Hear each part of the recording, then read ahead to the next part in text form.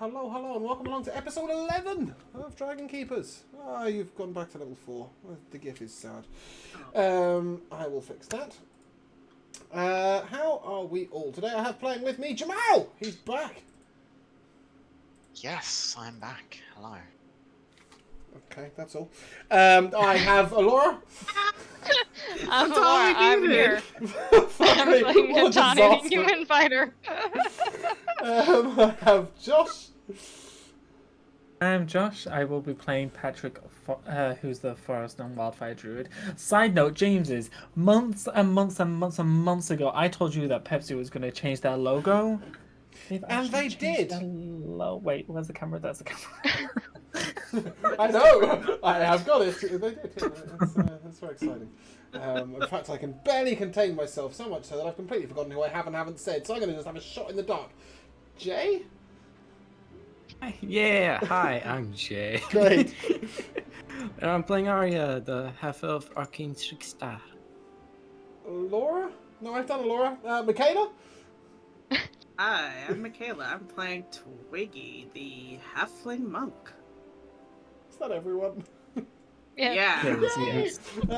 Josh just completely blew my... I always do a circle and he talks about Pepsi logos and I forgot where I'd started or where I'd stopped and my life broke. Nice. Okay, last episode. Well, lots of things happened. We'll start with the story of Aria. Aria found herself drifting down river after the storm. And as such, Harmony came and helped Aria to stay above the water, to stay afloat, and floated all the way down to some unusual buildings. Originally, Harmony thought they smelt like dragon, but when she found that they were black with silver veining, like the memory stone that Verity carved a dragon out of in Soulforged. Like the memory stone that Have you had any memory stone yet this campaign? Maybe you haven't, I don't know. Anyway, you discovered a few farm-like buildings, and then suddenly you found a huge cellar in one of them. And inside that cellar was a practical war chest of various weapons and armor, but weapons and armor designed for elderlings and for dragons. Rankulos turned up after a while and told Aria about the deer, and told Harmony about the deer, and Harmony told Rankulos about the warm spot, a bathtub-like thing in which Harmony has been bathing and getting larger. And in this process, both of them have been getting healthier and happier, and spending a lot of time together and not much time with Aria. So Aria kind of gave up, and having crossed over, then went back to where the war chest was and the cellar, and all of those exciting things. Jamal has not been with us, but Emil has been travelling on the boat. He was actually on the boat when the fight broke out, when Aria was in the water with Jerd, and when Patrick, Twiggy, and Natani with Sylvan Tamara were racing across the land to the south. Emil was able to help destroy the water elemental. In fact, I think he might have got the killing blow.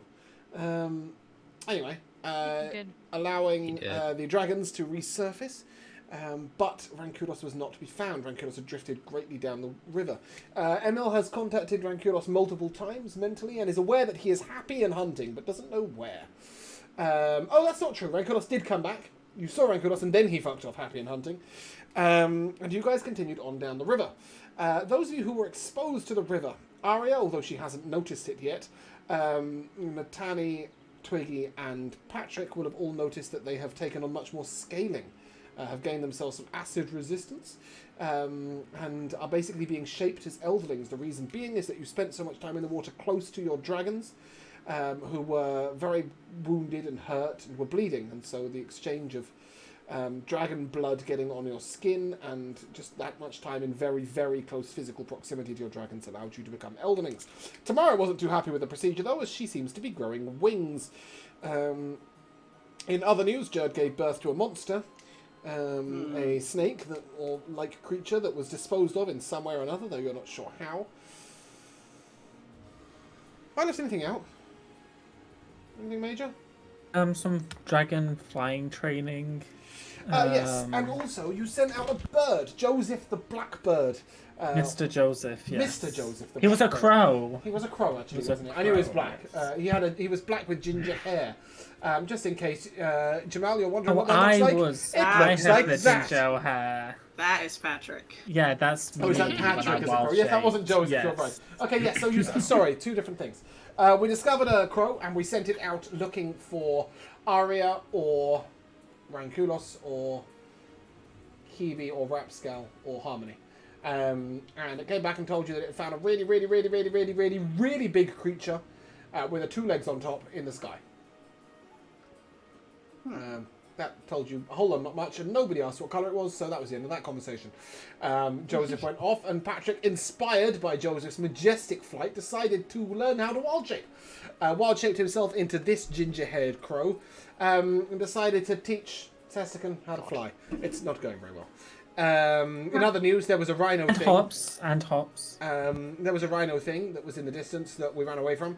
That looked very tough. Fuck is that? It is a 6-legged rhino that was almost 15 foot tall from foot to shoulder, that chased down Twiggy and Patrick at one moment. And yes, it does have segmented bodies like an ant. And what? It was really like an episode. It was really like, or rather like, it was like a Jurassic Park movie. That whole storm Oh, good, wasn't yeah. scene. Pursued by dinosaurs. Yeah, Okay. it was very there. And in this situation, we have discovered Harmony and Rankulos are off. No, that's not what I want to do. I always do that. Harmony and Rankulos off over here. They are the same size, I promise. Off over here, up hunting. Aria is chilling here, and you guys are on a boat going that way. And of course, your characters have no idea that that way is not that way. But it could be that way. Costingram may still be in your future. Or it may not. We will So find we're not out. going through the Great Blue Lake. No. You're not. I was looking forward to but it this whole time. Twiggy and Hops, wow, yeah, sure. Twiggy and Patrick were teaching Balapa and Sestigan to fly when we last left off, and that afternoon has come to a close, and you guys are back on the boat. The dragons are finding more and more expansive land, and most of what they've been hunting is sort of wild Shetland ponies. Does anyone know what a Shetland pony is? Yes. Great. That's 1 out of 4. I was nodding. Some sort of I meant the Americans, yes. Yes, it is a very long-haired horse, if you like, a wild being. Feel free to Google it. They're like mini Like that. horses. They're very short and small. I love Like them. ponies, you mean? like ponies, yes. But the important thing is they are wild and not very like hairy. ponies. Yes, and that is the main hunting down here. And as the boat continues, the water is getting more and more acidic, deep white, and thick, and difficult for anybody to... even if you get like the mildest splash on you, you're getting acidic burns. As the boat continues onwards, what's going on? What are we doing? Anyone doing anything exciting? Exciting. Who else is on the boat with us? Is like everyone on this boat? So, Well, my question was who else is still missing? It was just Rapscal and Rapscal, Hebe, Aria, Rankulos, and Harmony are not with you. right. Okay. Alam is dead. Greft is dead. Yeah, that's everyone, I think. Jess is dead. So, in your list of NPCs, in your handouts, there are... Oh, we do have 1 hunter, but he is dead. So everybody under boat crew and dragon keepers and other is with you, except for those 5. Or specifically, Rapscal, Aria, and 3 dragons. Are still... Well, no, they've caught up to us. Yes, they're ranging very far from the boat in this area. They've become a lot more independent recently. How rude. As they have been eating better and able to hunt for themselves and able to find, stuff to hunt. Yeah. They recently hunted cows, right? Or something. Harmony and Rankulos found cows. They have hunted cows and deer, and they're very happy. Or was with it us who found horses? Yes. No, we Yes. found something Yes, normal. you guys found horses down here. Shetland pony-like horses, in fact. Almost like the ones that were discussed about 3 minutes and 14 seconds ago. And then up here were cows and deer. But only Rankulos and Harmony know that. Well, and Aria, but she's not telling anyone anything because she's not on the boat. So what are you doing? Oh, I want to. Also, what happened in the fight while you were gone, Jamal? Emil healed Twiggy, and so your life debt has been repaid. It has.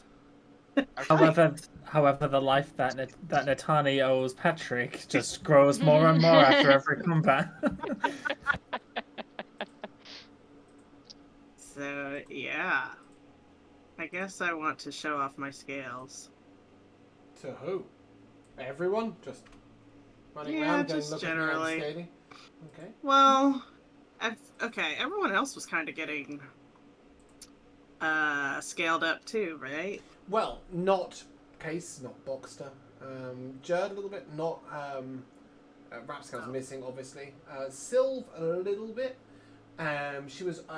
It's more that her scaling's been getting colouring, right? It's been getting gold in the pink, like rose gold. Oh, yeah, that's right. Because how pretty. yeah, she's very pretty right now. Tamara's growing wings. Yeah.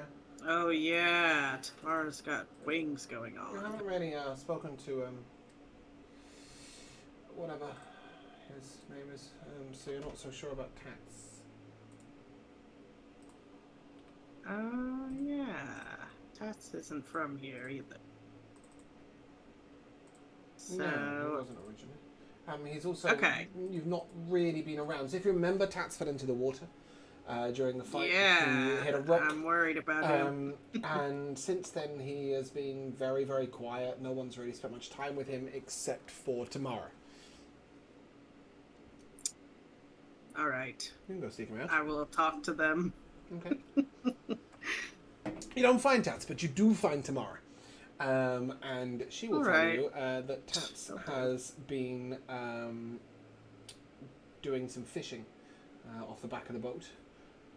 Oh, And okay, what I'll this looks check like on is him. when you go to the back of the boat, literally roped to the tarman out the back.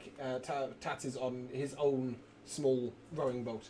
And he's got his rod out, and he's also got a couple of he's got his rod out, and he's also got a couple of nets in the water. God, Actually- that sentence just sounded bizarre when I got to it. Actually, I do want to talk to Tamara first. Okay. Twiggy's been meaning to talk to Twiggy her. pops over to Tamara. You'll see her sat on sat on the edge of the boat. She seems to be Wow. weaving something. She's got stuff in her feet, like long strips of bark, and she's weaving. Wow. Well, I'm just kind of looking at her cool wings. I think Twiggy's pretty. Well, they're not jealous. wings right now. They're just jutting bits of bone under a large top. Remember? Okay. Do Well, we actually think poking they're out of a large wings? top. Natani knows that they're wings. She was concealing them. She has got them sort of a little bit like jutting out of the back of her cut loose jerkin, I guess. Hey, Tamara. Mm-hmm. Do you think you'll be able to fly soon? Centaura says I won't. She said I was being You- ridiculous. You won't? No. I don't know the point of wings if you can't fly, but That was my next thought exactly. apparently they'll look pretty. That's what Well, she says. maybe you can practice flying with your dragon. Actually, I wanted to talk to you about that. Yeah, I've tried to convince Centaura, but she won't even open her wings to let me look at them and inspect them. She seems angry about them, disdainful. She's a difficult character. If you remember, she has the queen bitch of dragons. Yes, I'm familiar. Just in case, I know, just in case anyone else has forgotten. Obviously, your Valipur is desperately in love with a blue gem dragon from his Yeah, history. that's what I'm here to talk about. Oh, go for it. Well, Tamara, this is a little awkward, but I think Valipur has a big crush on Centaura. I think I saw Dragons some get kind this? of. I thought they You had know- a ritual for mating, a competition of some sort. Centaura says that when she Well- can fly, other dragons will fly to try and see who can rise to the top to become her mate and become worthy of her. Yeah, that's what they say, but while I was recovering, I was seeing a lot of what I think were Baliper's dreams, and I guess in a past life he had a love that I think Sitara reminds him. Sitara says you're wrong. About what? About what? Dragons don't, don't have loves. They just have mates. No one was. Well, no one was talking to her anyway. I'm talking to you right now. Yeah, she has a habit of doing that. She was always Talking to listening you into right what now. I'm thinking. I'm sorry. No, it's okay. I understand. It's not your fault. But, you know, I guess I'll extend the offer if Sintara ever feels like being a team player. Baliper and Sestikin have been practicing their flying as well. Sintara has never ever felt like a team player in my experience, but I will remind her that other dragons are practicing, and if she wants to be more than just a cow bound to the earth, then she should also practice. Exactly. You can't overstate the importance of exercising those wings. You're right, Twiggy. I just wish she can be very difficult to deal with. Well, Elise is also caring for her, is that right? No. Do you ever get some, No, not... some Elise relief? started off trying to help, and then, well, over time, it was more just, Elise helping everyone equally, you know? She's lovely. I like Elise. She's always looking out for everyone. My mum didn't like me when I was growing up, so it's nice to have an older woman looking out for me. Wow. That's... If you remember, there were big rumours that Tamara got pushed off a branch by her mother. Whoa. Fell a long way. Yeah, that's horrible. Well, you know, if Baliper gets his way, we're basically in-laws, so if you need help or anything, just, you know, I'm around. Thanks. I could use the company. I'm losing hope about the others, you know. Those that we've lost. I can't help but just imagine Rapscal's twisted, broken body somewhere, like when we found Grift. Oh, jeez. Well, there's no point imagining bad things we haven't seen yet. Let's just imagine good things we haven't seen yet. Knowing him, he and Hebe are probably off. I don't know. They're probably already at Kelsingra. Yeah, maybe. And I think Aria and Harmony, I mean, she seems very clever. I don't think... I want to believe that they're okay. Me too. As you're having this conversation, there is suddenly a loud exclamation from the front of the boat, and uproaring shouting is going on. It is a very loud argument. It seems to be between the captain, Leftrin, and Skelly, his niece, and where is he? And Hennessy, the vice captain. And they're all shouting, and then ever so suddenly, the boat sort of rocks upwards like this, 45 degrees, as if it's just stood on its front legs, tilting you all backwards, and then it sort of humps down again. And you feel, all of you, this is, apart from Aria, as if the boat has just sunk into the mud at the bottom of the river. Jeez. Not again. This is my fear. Okay, I'll go check that out. Okay. All of you, when you get to the front of the boat, you will hear Skelly shouting that Tarman should be allowed to do whatever he thinks is right. And Leftrin saying, I wasn't debating that, but right now what he thinks is right doesn't seem very good for him. And Hennessy is saying, I think he's behaving like a recalcitrant child. I think we should make him go where he wants to go. He's a boat, isn't he? He is, but he's also a member of the family. Yeah, but he's one that's misbehaving. Where's he trying to go? Is this He's wrong? not. He's stopped. Oh.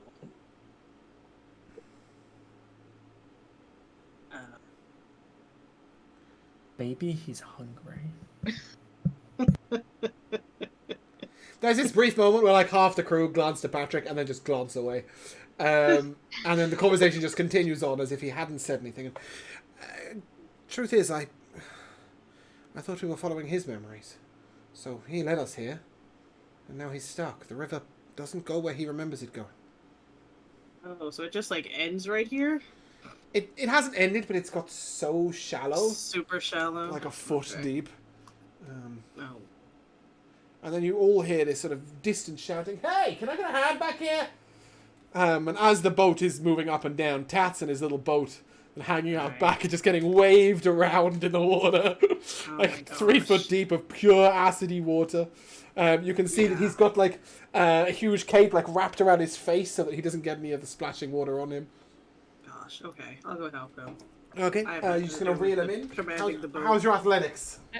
I won't go in to help her. Oh, okay, Natani's probably better. In that case, with Twiggy helping Natani, give me an athletics check with advantage. Natural 20 for a 27. I thought it was much more amusing when the little Twiggy was trying to reel him in. Yeah, you start reeling him in like so quickly that his boat starts to tip.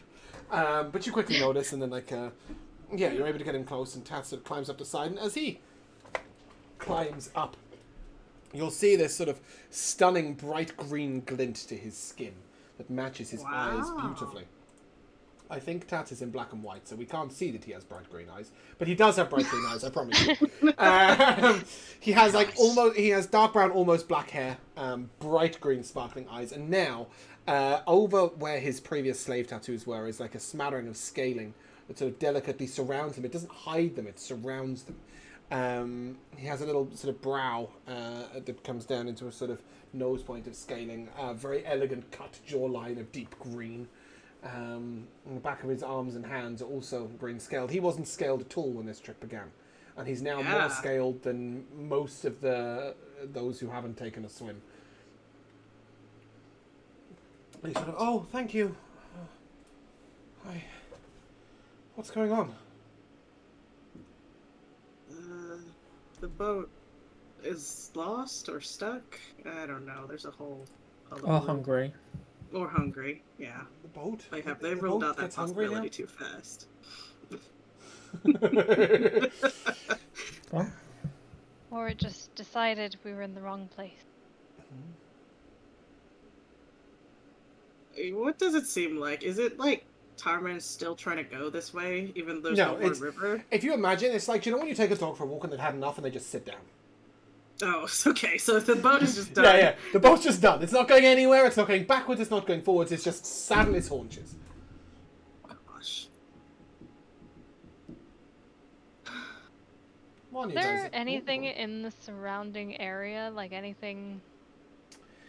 You did pass a couple of very narrow inlets that went further up from the right and left. You're getting back towards deeper jungle. The trees here are taller again and thicker, and the undergrowth is thick. There's some exotic-looking flowers dangling off one of the jungle trees. There's sort of these bright purple bells that hang very low down, with sort of long yellow centre bits, a bit like a lily. Oh, beautiful. Does anyone have a way to communicate with the boat? The boat has wizard wood on it, and usually it's been it's very sort of Leftrin and Skelly are very protective of the area of wizard wood that is a rail at the front of the boat that they lean on to communicate with him. He doesn't have a mouth or a way of speaking. And he's a very private person. When previously somebody tried to contact him magically, he got very angry and annoyed, and like the whole boat started rocking and stuff. But as you guys are wondering what to do, we're going to switch briefly over to Aria. Come in. Aria, you are in this little area of farmhouses, and it's fair to say that as you've spent your time, you've been besieged practically by memories. And you now know about all three of the couples that lived on this farm. Well, there's two couples, sorry, and an older man. And the older man was the old war master. He had retired. He didn't have a wife or any children. But he was the last elderling to have lived here. And you've noticed a few of the latest memories have been of the earth falling, of the sky raining ash and dust. Great fire was in the sky. The river moved. The earth buckled. Those are the sort of memories you remember. And you remember one particular woman's memories. Her name was Beatrice. And she was a baker up in Kelsingra. She was the niece of the couple that lived here. And she used to come down and deliver them bread. And it is her memory that's imprinted last upon the doorframe, as if she was holding the door while she was thinking.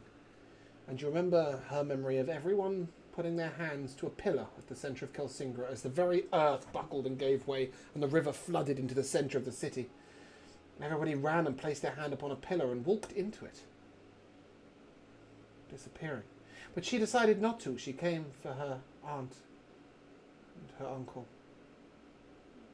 She ran from the city and took a boat. Remember her going down a river that doesn't look like any river that you've been near recently. Quite a delicate and gentle stream, in fact. Fairly wide, but fairly placid. Beautiful blue crystal flowing water down from Kelsingra. And past these farmhouses. And this memory, if it was correct, the river would be sort of cutting up this way, Aria, as if through the land, and up like this. That's the old river. I mean, technically I can't do it because we haven't got enough map, but safe to say it would sort of go around this way, if that makes sense. Like a big curve. And she took a boat down the river, remembers the land rupturing, and then she sees a sort of wall of ash and flame coming towards her, and you believe she died holding this very doorframe. That is the last memory imprinted here. However, on her trip, she does remember on the river, which is, if you just a reminder, is on the land now, passing other small farming villages and homes. As you've pretty much exhausted everything else there is to do here. If you wish to take a little adventure and see if you can locate any of those, you're more than welcome to.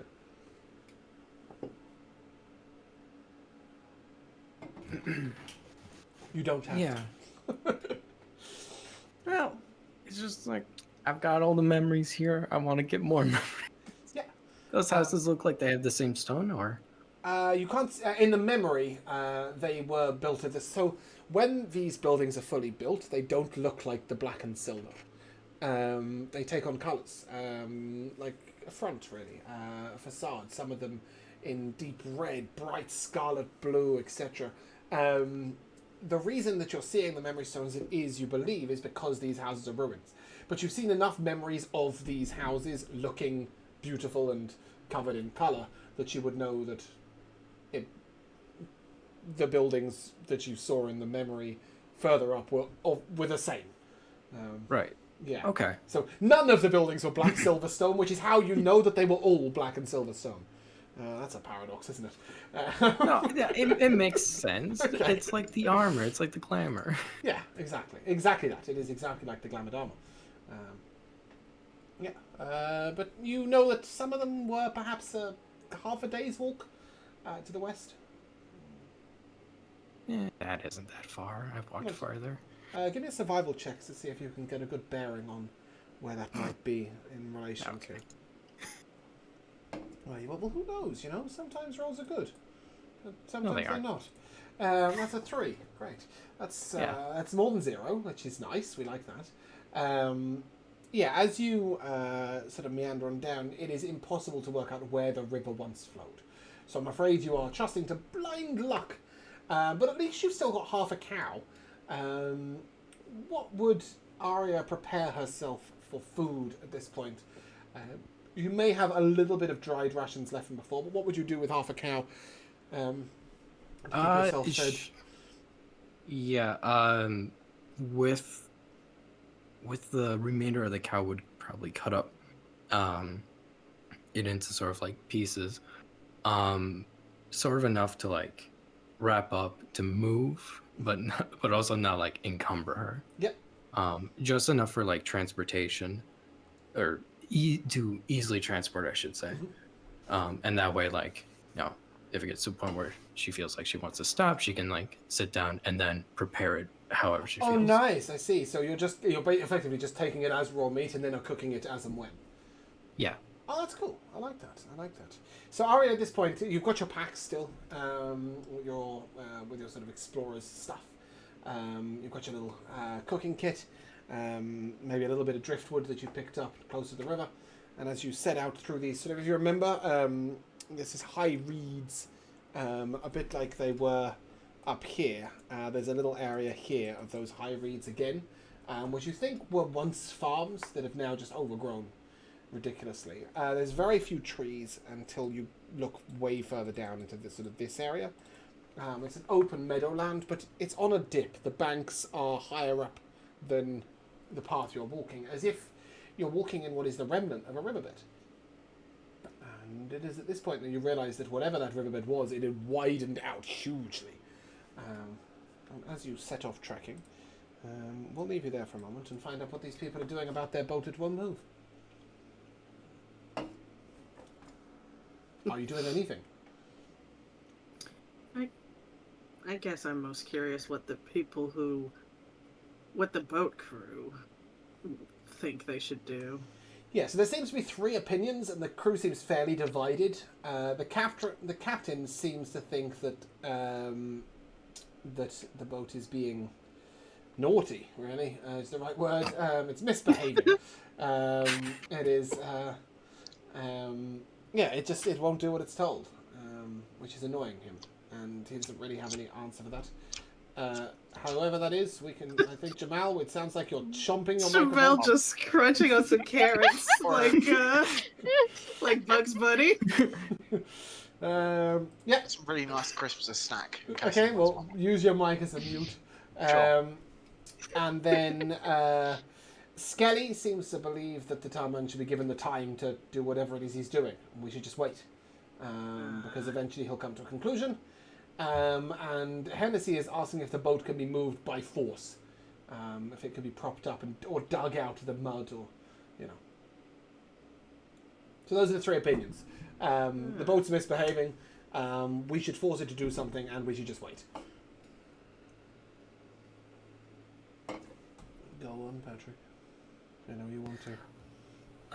I am going, because we know that the boat has eyes, right? It does. We know this. Mm-hmm. Do we have any apparatus that is used to... How do I say this? So, I know it's a real thing on boats before anyone makes a joke, but you know the thing that people use to clean windows on a skyscraper? Yeah. Is there anything like that to clean the boat? Well, to hang over Like the a edge. squeegee? Oh, a squeegee. Like the thing they sit on? Yeah, to hang over the edge. Yes. Oh. Yes, I get it. No, the boat isn't high enough for that.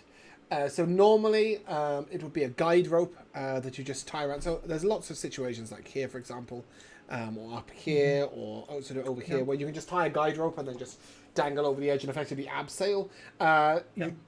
You don't need to clean most of the tarman. He's made of wizard wood. His wood resists almost everything. Okay. So then I would like to wrap myself around said rope and hang down so that my head is just below and in between the eyes. Give me an investigation check. And okay. That's a 7. Okay. With his eyes closed, it is very difficult to even work out exactly where they are. Oh, his eyes are closed. Yeah, his eyes are very closed. Okay. And as you... Well, I'll just guess. As you head down there, you can sort of feel about a bit. And you get to where you think you're in the right place. Yes, and so I would like to just hug the boat. Put my arms on it and my head to it, and I just say, "What's wrong, Bo?"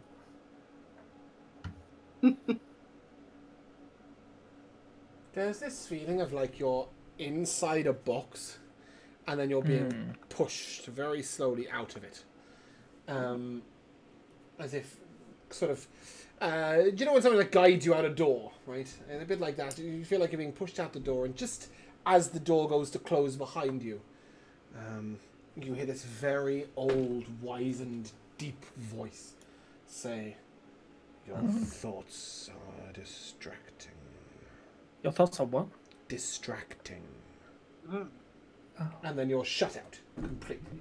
And suddenly, whereas you felt like you were hugging an almost live animal, it now feels like you're hugging a hunk of dead wood. Oh no. I'll He's not climb dead. back up. Yeah, he's shut you out. No, sure, yeah. I will climb back up and I will undo the rope. Mm-hmm.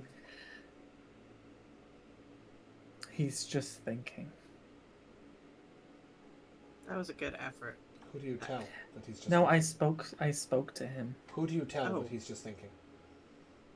The people who are gathered around. Okay.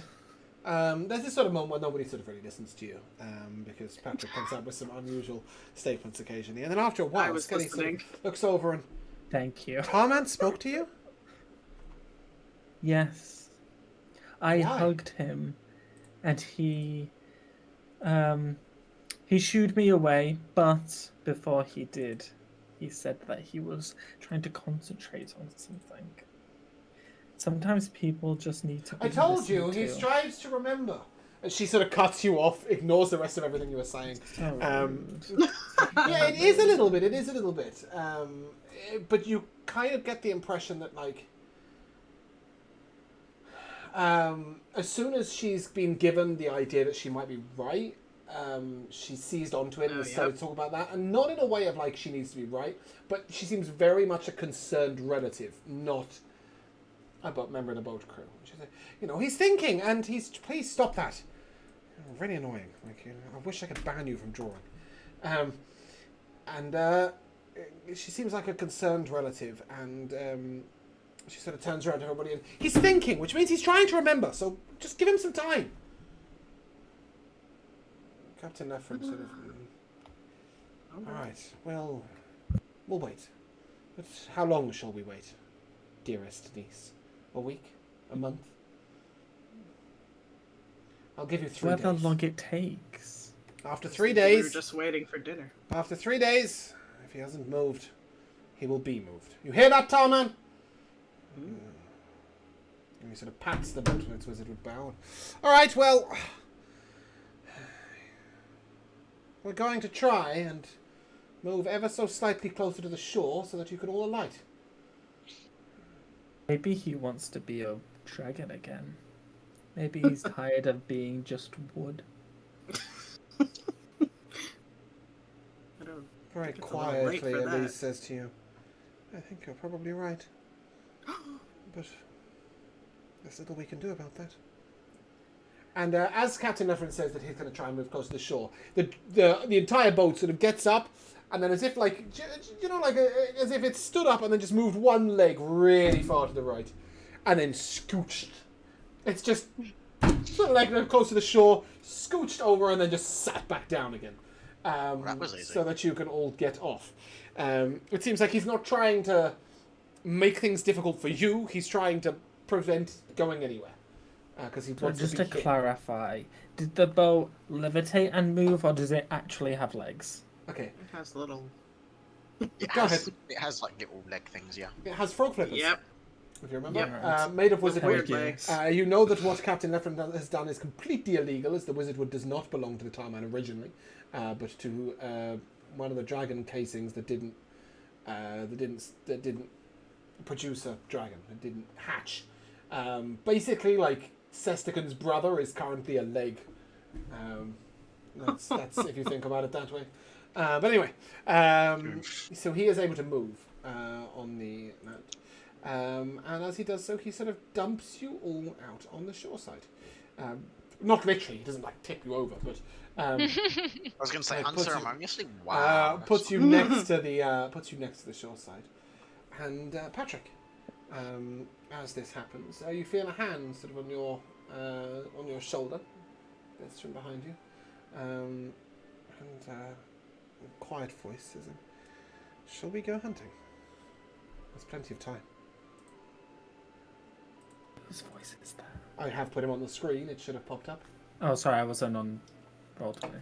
Ah, caught in the act. Stabby! Yeah. Well, who else is it going to be? What a else would it pervert. be? Sestica. Which Yes, is why I was your confused why it dragon was being on so the gentle. boat. Well, no, because now we're off the boat. No, as the boat gets... I think he literally attached tipped to us the side. over. No, I said not like he Like, tipped get you the over. fuck off. He just put Okay. him next to the... I thought he, like, shook us out. So you could all get out. Can you imagine? Like a can of beans. Off you go! Jesus. So if you remember, Shall we go Davy had hunting? once Oh, offered yes, for you yes, to yes. go hunting before. Do you think there are those squid finey plants around here? Oh, Oh no, I doubt it. We're not in the jungle proper anymore. Oh, that's a but shame. Maybe. We could go looking for them while we hunt. Would you enjoy that? Okay, you hunt and I'll look for them. Well, we'll look for them together, and if we see some game to bring down, then we'll do that on the way. How's that? What kind of game? Uh, Like Twister? No, wild animals that are edible. You call that a game? Some of them, yeah. Is hunting a game to you? It can be, but for most part, it's a way of life, a way of survival. Let's head into the jungle, see what we can find. I've just noticed there is a hummingbird next to Davy's face. I'm gonna ace this game. you just noticed? When we get back, you should really show us what this twister thing is about. Sounds fun. Oh, no one beats me. I appreciate the in-party No one banter, but I beats. do want to make it very clear that Davy is speaking only to Patrick and very quietly. Yeah, he's trying to suggesting that seduce only me, the I two of think. you go hunting. Then I said it as I walked past because I'm going hunting in a different direction. Yeah. Tamara will suggest that you join up with Carson's big hunting group, who are going to see what unusual animals they can find. Azanth is completely excited to also discover what sort of wild game is over here. He's kind of bored of the horses. The fur gets in his teeth. Or the Aww. hair, I guess. I'm kind of relieved to hear that you don't like the taste of horse. You like I horses? thought they were rather majestic. Huh. Well, they're food. They're nothing compared to a dragon, but Well, of rather course. pretty. Yes. They're food. But annoying food. I'd rather find something a bit more meaty and a bit less hairy. Alright, come on, lead the way. When he says this, Azan then lies down on the floor. Meaning, you go break the trail and find the stuff, and I'll catch up with you later. As he's curled down in the sunshine and seems to be taking a nap. Aria, as you continue your journey... Oh, I wish the music would do the double change. It just does the single change, and it really annoys me. There we go. As you proceed through this sort of riverbed, it's a very, very wide riverbed, you come across a few blocks of black and silver stone. These contain no memories at all, but you know they must once have been attached to a building that did. And you know you're somewhat in the vicinity. Go ahead and give me an investigation or perception check, your choice. Finally. Natural 20. Nice, there we go. It's like, I know what my character's good at. Finally. Something I wisdom. As you search about, you sort of run your hands along the riverbed and seek anything really. You find the bone. It's a very, very large bone. Perhaps 15 to 20 foot in length. Although you can only see a bit of it as it jaggedly sticks out of the ground.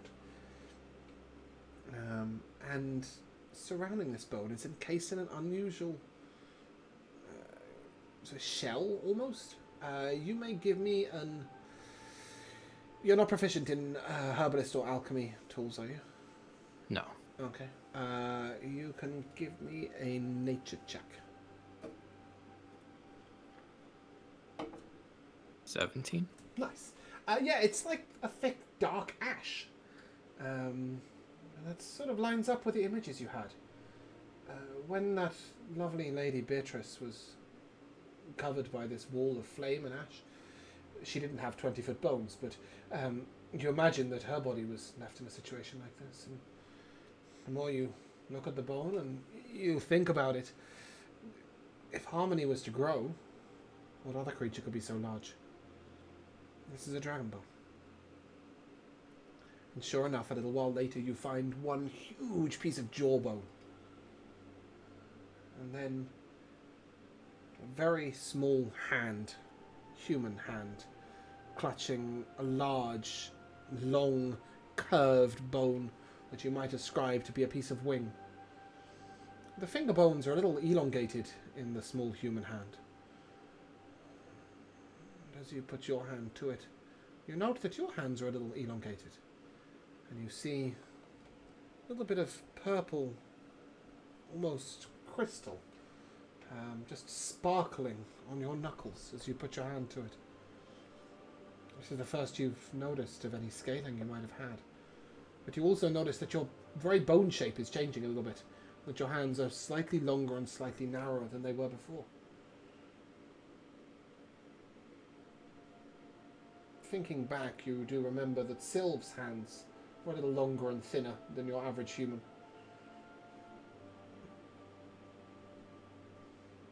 Maybe you've been touched by the Rain Wilds. Though that purpley pink gemming does look rather familiar. Right. Okay. Ooh. That's a fun realization while looking at skeletons. Yeah, it looks like a dragon holding the wing or arm of a human holding the wing or arm of a dragon. Okay. And it's just like the arm of it, or is like there a full? You see a hand and then a curved bone of the wing. You did see a jawbone of the dragon and one singular long 20-foot bone, and just this hand. It's cut off at the wrist. You would presume that most of the rest of the bones have been buried. But as you scavenge about the ground, you find some hard stone. And as you uncover it, you will note it's black and silver. You found one of the farmhouses. As soon as you touch it, a scorching memory sears into your mind. This man was an elderling. His name was Leovan. Like this. And he was an elderling of a grand dragon. This beautiful, grand, bright green, sparkling dragon was with him. And in the last moments when the wall of ash and flame came, both dragon and man attempted to hide behind this very building which you are now leaning on. As if somehow it might save them. The dragon couldn't fly in such severe winds and storms. All the ash in the sky had been forced to land. And as Leovan and Idrisil, the dragon, sort of hunched down behind this building, that was it. Gone. There is a very faint echo of a very foreign memory. A dragon feeling fear. Not something that happens often in their lifetimes.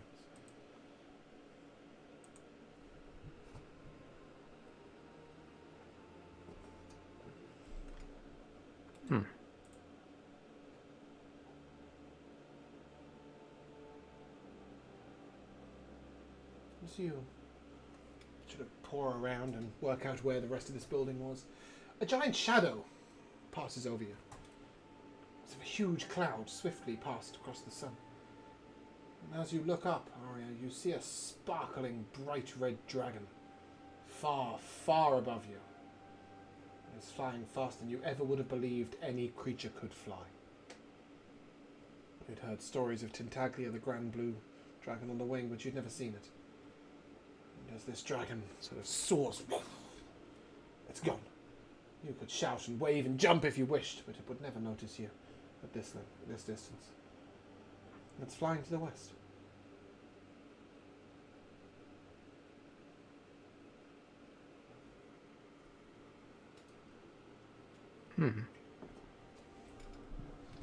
Right.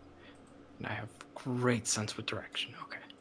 We are gonna figure out. You know which way east and west is. Especially as the sun is setting. It's literally flying towards the sun. Okay. I mean, there's no way I can catch it, but no. West is kind of already the direction I'm heading. Okay. Yeah, you continue your trudging, your hiking, until about 7:30, 8 o'clock in the evening when the sun has set. You're able to make yourself a meal and take a rest. And we will flick back to our hunting trip. The latter of the hunting trips. Twiggy, would you be joining Natani, Carson, on the hunt? Sure. Why not? And Emil? Emil won't be. Okay. Whoa. He's too cool. What is Emil doing instead? So after sort of briefly joining the others to set up the tents, sort of the camping situation, get that sorted. Quite quickly after, he'll just make himself scarce and retreat into his tent for a while. Okay. So this time around, he won't be joining the hunt. Okay, you just chilling in the tent? Is there a specific... Is he missing Ranculos? Is he worried? Kind of, among other things, yeah. Okay. Yeah, so... Wow. Wow. Wow. Isn't that what he's been doing the whole time? Please. There's something on the cameras I'm going to say. Please. Taylor saying that the reason why he wants to be by himself is to jack off. Oh! Surely not Michaela lowering the tone. Never that. Literally, he's just rolling dice. Oh dear. No, clearly he's just rolling a long string. Yeah, of that ones. was That's exactly rolling. He's rolling dice. Loudly. Yeah. Terrible. As you retrieve your tent. So it is Carson. It is Tamara, Natani, Twiggy, and at the last minute, Case runs over and asks to join. Case being the less exciting of the two twins with the weird ear. Yeah. And Carson will sort of suggest that you spread out a little bit and see what you can find. As you head into this thick, dense jungle. It's not like the jungle back at the Rain Wild River where a lot of the ground was couldn't walk on it. I don't know, there must be a real word for that. Something. And the undergrowth was incredibly thick. Here you can make paths quite easily, and a lot of the plants are a little less sharp. It's a little less violent, basically, if you will. And as you make your way through, Natani, Case sort of wanders over to walk next to you. He doesn't say anything. He just walks next to you very quietly. Sort of maybe 3 or 4 foot to your side.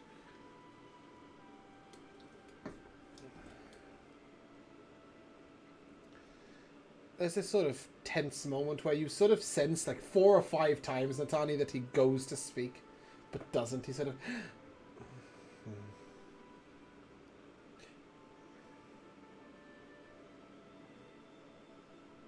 Oh, it's warm, isn't it? Eventually he says, and you get the impression that anything else is what he was going to say, not this. And he finally gets that out. Yep. Sure is.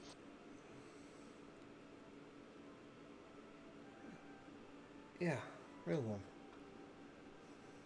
He goes back to sort of silently walking next to you. And then you hear this sort of, as if a root has just been yanked. And then there's this crash as he hits the floor face down. Oh my god. That was me. Oh! No, it's him. It's Case. It's full of flat on his face, and you sort of look over to the left. And he's, don't worry, I'm fine. And then he gets up, and he tries to get up too quickly. His boot's still tangled on the root. He just falls back down again. No, really, I'm just fine. And then he sort of very slowly gets up.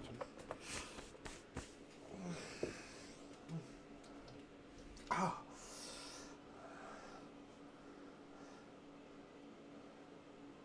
About 10 minutes pass, isn't it? It's really warm in here, isn't it?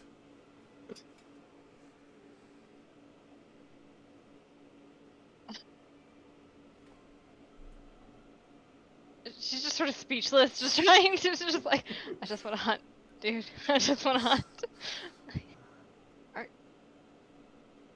Are you okay? Yeah, I'm fine.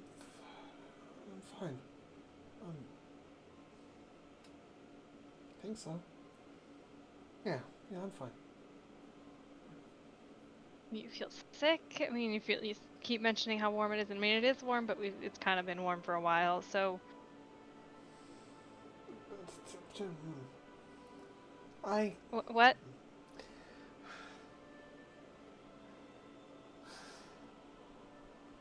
You're really good friends with Tamara, right? I think so. Right,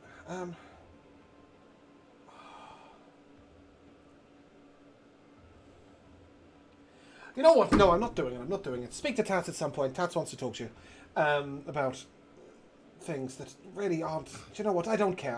Let's just hunt. God, I'm not having that conversation, for goodness sake. I'm not a very good hunter. Do you think... No? No, I'm really not. But I'll do my best. I'll stay really quiet, I promise. And I'll just be behind a little bit. If you could show me the right trails to walk, I'd really appreciate it. I want to get better. Dragon's Sure. often one of the hungry ones. You know, I'm really not great at the whole hunting thing. I'm sorry. Forget I ever said anything, yeah? That wasn't a very forgettable conversation, but okay. I thought it was super forgettable, to be honest. There was nothing interesting about it whatsoever. It's more of the method than the actual message itself. Sure, yeah, well, I don't know. To the hunt. To the hunt! To the hunt, I shout from behind them.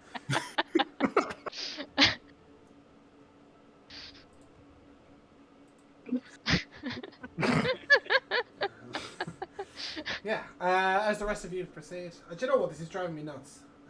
Sorry, I'm just going to take a second and fix something.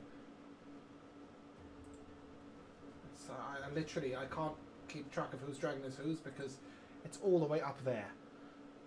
Scram and Dortian, thank you. The names in my tokens are incorrect and it really doesn't help me. There we go, I fixed it. Okay, cool. Yeah, he stays true to his word, Natani. He stays very quiet afterwards. And a couple of times he asks you a bit of advice, like, you know, how you're keeping your footsteps so light, and like, should he have his bow in his hand or just draw it when you get near to game, little things like that. When Twiggy, I need deck save. Oh shit. Mickey? Okay. 19. 19. You sort of get this preternatural sense that something is nearby, and you leap to the side. And as you leap to the side, a creature drops down right next to you, and you see that it was big. It was sort of almost 8.5 foot long, a heavy claw down on the ground. It was hunting you. And as you turn, punch it. you sort of see that it's a bit like a jaguar, but with sort of very pale spots. Sort of black with sort of slightly grayer spots, and as you sort of punch out, ooh, give me a roll to hit. Oh, sure. That's a 23. Okay. Yeah, you hit it and it sort of knock it back suddenly, and it jars back, but you realize you've done almost no damage to it, and then it lets out this giant roar. It's nasty, sort of large maw is right in your face. This creature is huge in comparison to you. And as it leaps forward for you, Twiggy, you just say, "Get down!" from Carson. I do that. Okay. I drop. Yeah, Flat. and as you drop, an arrow whistles straight past you, hitting the Jaguar in the side. Natani, you notice this off to your right. I'm assuming you start running? Mm-hmm. Okay, as you're running, an arrow sort of strikes down at this Jaguar again from the other side. You see Tamara sort of bow leveled, and then suddenly Tamara just falls out of a tree. Like, flat out of a tree, she's flat on her back. And you hear a second roar.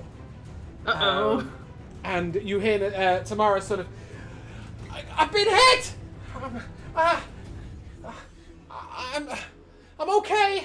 I'm stuck. As you look, Natani, past this Jaguar that is on the floor, you will see Tamara sort of hanging by one claw from the underside of a bit of branch halfway down the tree. Beneath her, a panther sort of leaping up at her, but not quite able to reach. Natani, as you arrive, sword in hand, I need a dex save from you, please, Natani. Okay. This one's a hell of a lot lower DC. 16, yeah. As Case sort of comes holding this huge great sword above his head and goes to swing it, you're able to step to the side and not get bundled over by this idiot. And then, as you do, you're able to drive your sword down into the Jaguar.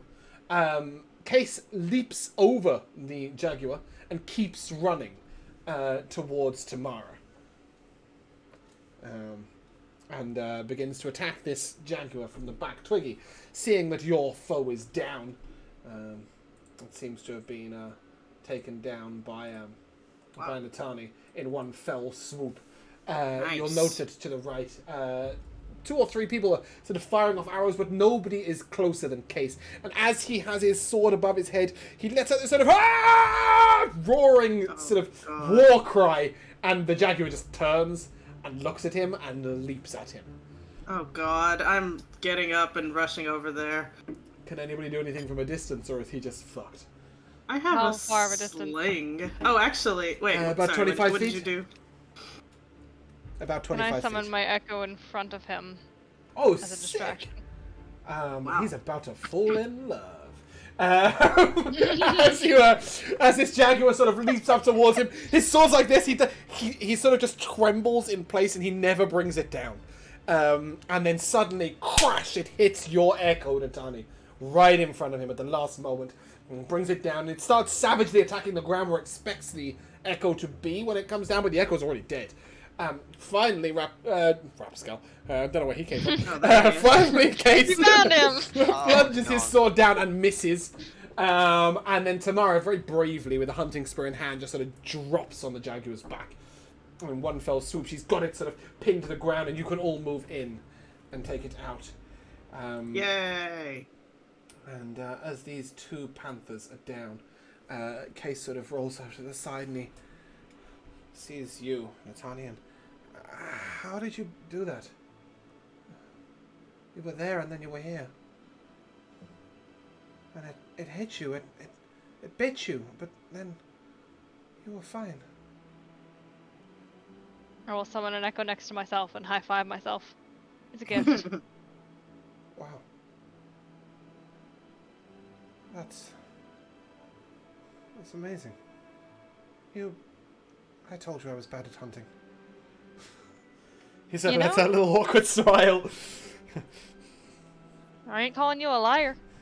And he reaches over and Natani, do you think, and he gestures towards his sword, which is plunged so deeply into the forest floor he can't even get it out. Yeah. Tomorrow, you alright? I think I'm gonna pull out the sword.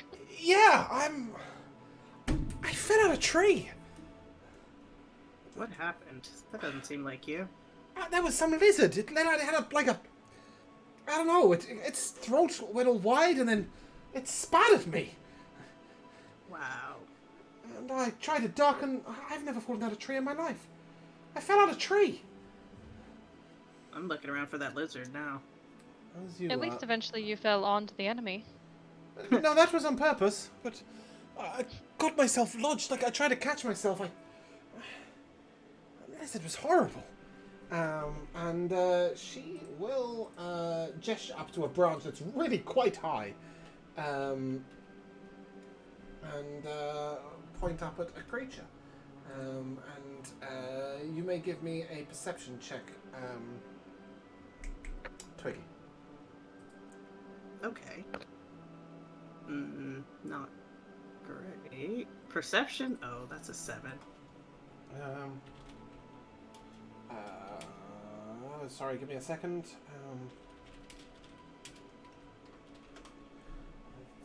Completely blanked on the name of this fucking animal, so I was going to ping you a picture and now I can't find it. Is it a frilled lizard? It is a frilled lizard, but it's not. It's a demon. What? I mean, by technicality, it's a fiend. What the fuck? Let's see whether we can find it. Frilled fiend. Well, I have to be honest, I was looking for it, and the only thing I can find is this. So have this picture in the meantime, because that is fucking terrifying. Oh, gross. Oh yeah, I've seen those That's before. an abyssal chicken. Oh, those are fucking terrible. That's kind of cute. It is horrible. I'm turning around on it. Because it is kind of chicken-like. It chicken-like doesn't look legs. anything like that, I will give you that. I think I found it. No, I haven't. That is also fucking terrifying. Oh, hey. Oh my. Oh. This guy's kind of cool. Okay, we're gonna go with I can't find it, but basically it's got all these sort of really sharp, barbed, spiny bits coming out of it in the frill, and in fact, as it looks down at you, it will fire some at you, but it's far enough away that you guys can step out the way, and it looks nastily poisoned.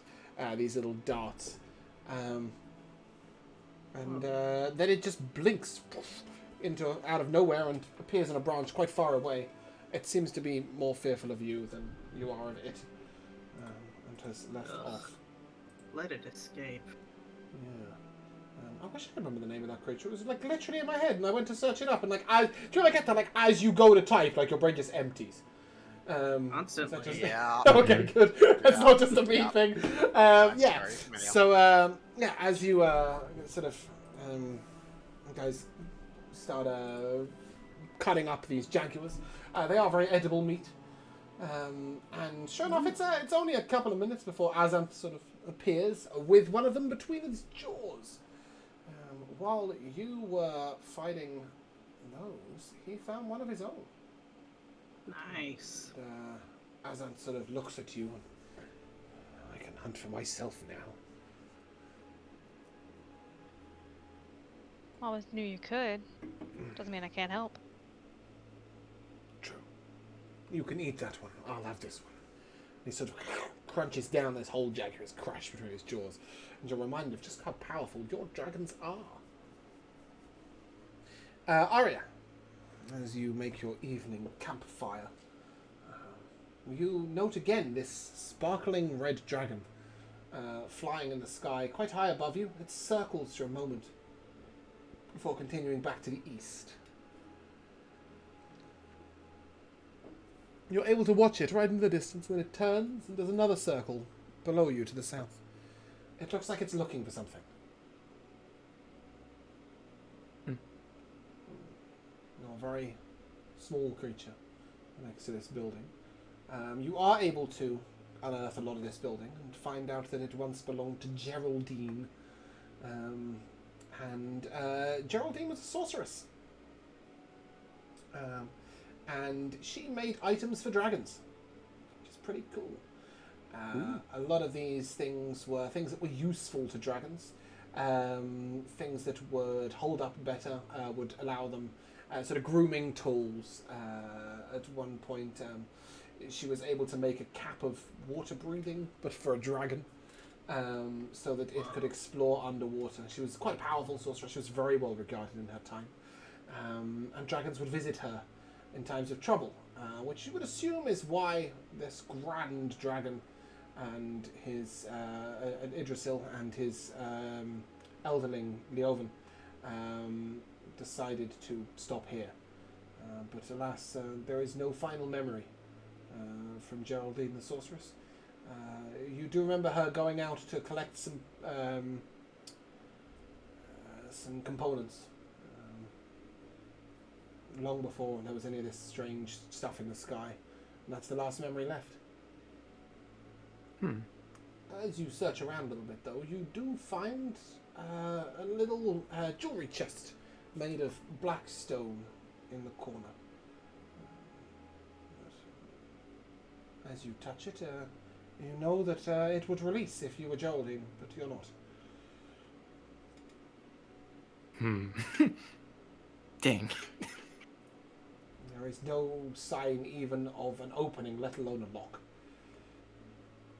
It is Okay. perfectly all in one piece, but you can carry it quite easily. It's only small. It's like this. Yeah.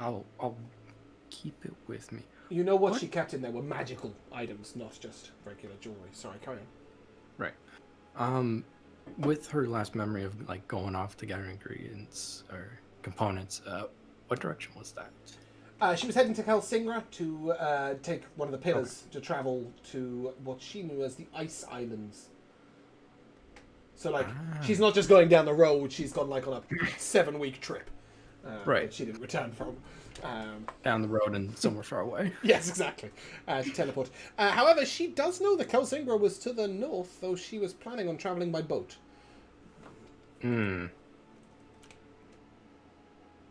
Okay. With like the memories, is there like paths like on the ground similar to like following the river, or is that like just my main? Well, idea? weirdly enough, in her memories, her house was actually sort of on the bank of the river. It was right here with the river right down. And you realise that actually most of where you've been standing, and indeed just next to those dragon bones, is in the riverbed. You've been walking in that sort of dipped area with the riverbed. And her house was on the riverbed. You know that there was another few houses a lot further down, sort of 30 or 40 mile walk further to the west. But now that you've seen, like, in her mind, that building next to the riverbed, you can follow that riverbed as long as you want. And just as you're sort of contemplating these thoughts, you can hear the sound of rambunctious dragons charging down this riverbed towards you. And as you turn back, you will note that Harmony and Rankulos appear engaged in some sort of hunting challenge as they are pouncing at each other and tumbling about like two playful kittens. They seem almost blissfully unaware of you. And after a moment, Harmony is sort of sprawled out on her back with Rankulos sort of standing over her with his head down towards her neck. And then you hear Harmony out loud sort of let out a draconic sort of snarl, and then pushes him off and gets up, and she quite haughtily walks away. And as she does, Rankulos fixes you with a stare. And if a dragon could smile, he's doing it.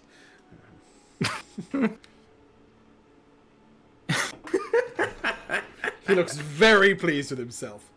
Rankulos, you little shit. You two having fun?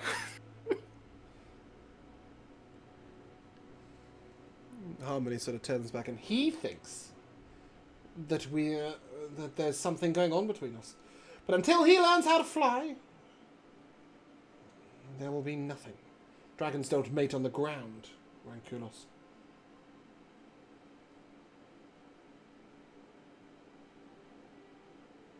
Yeah, Rankulos. He sort of tilts his head from one side to the other. And then rushes off to the west.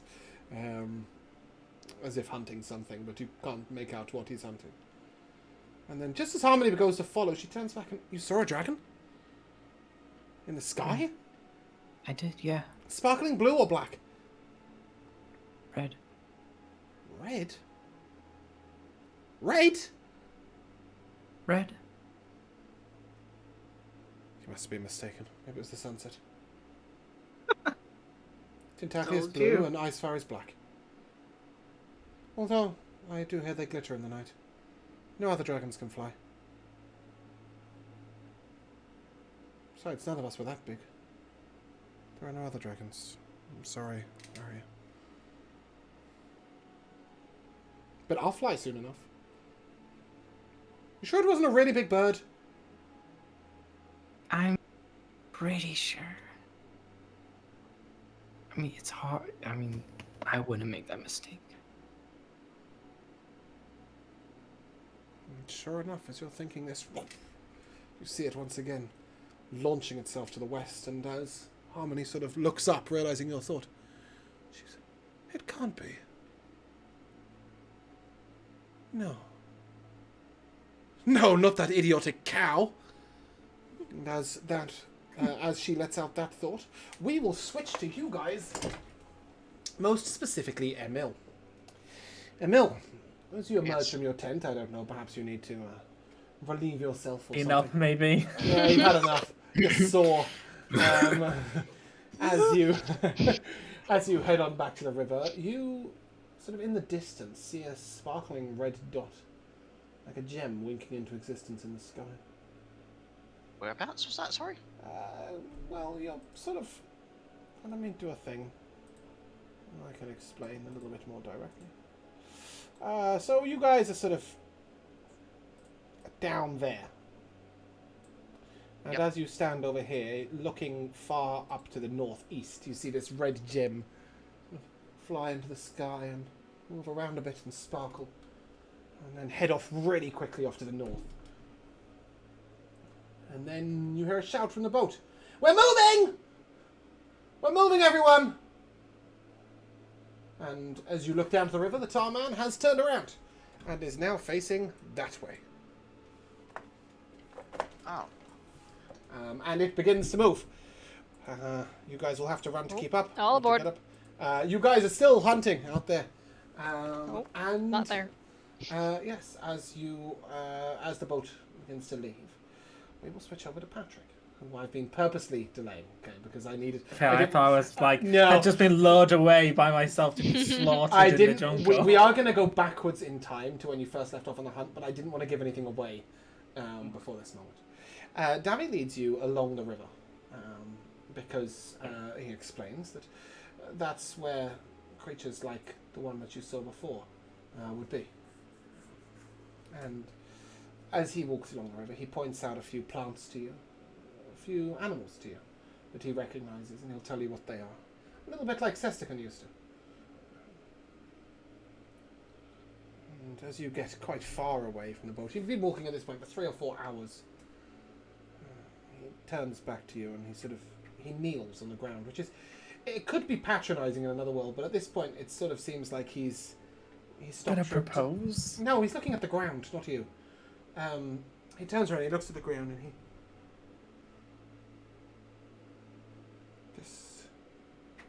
Is this part of your game?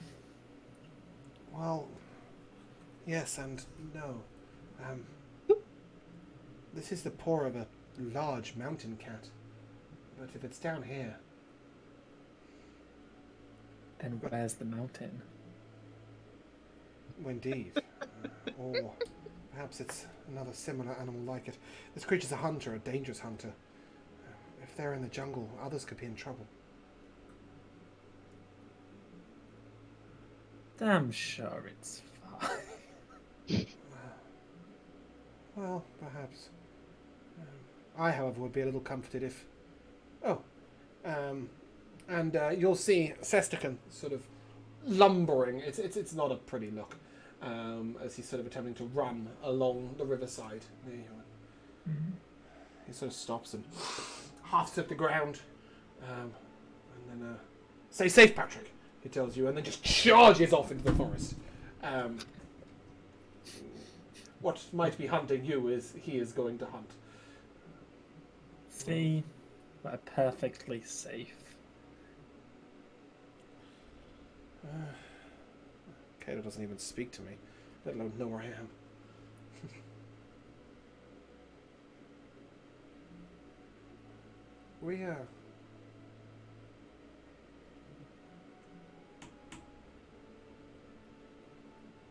We could keep going a little bit, a little further down. I want to show you something. Okay. Will there be big bricks like that in your upcoming sentences?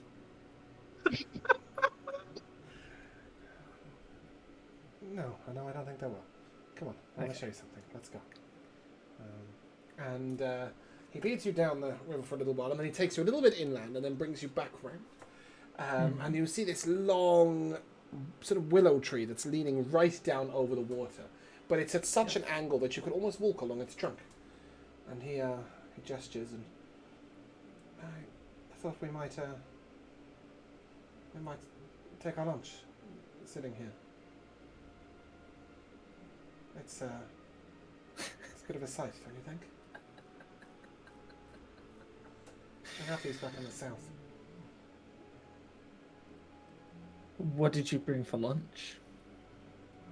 Well, actually, and then he sort of takes his pouch off, and I've got bread, I've got ham, I've got cheese, I've got a little bit of another meat that we had. I can take care of this. Okay, I've also got some salad. I'll make you my famous ham and cheese grill sandwich. I see. That sounds wonderful. Okay.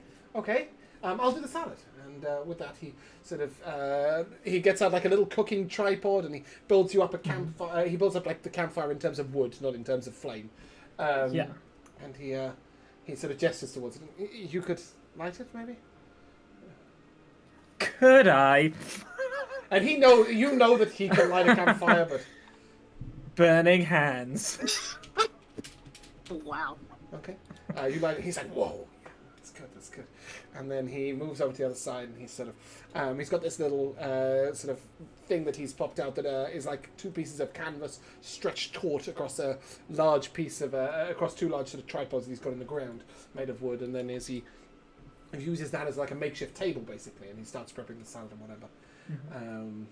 And what are you doing with this bread, cheese, and ham? Are you putting one inside the other and lighting it on fire? Yes, so I'm going to make a sandwich with ham and cheese, and then I am going to burning hands it to melt the cheese and slightly cook the ham.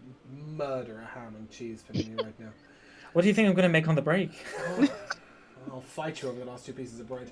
Oh god, here we go. Yes, Davy sort of finishes making the salad and looks over at your amazing freshly grilled cheese sandwiches, and he suggests that you walk along the willow tree and sit actually over the river. Well, let's not be rude, and I will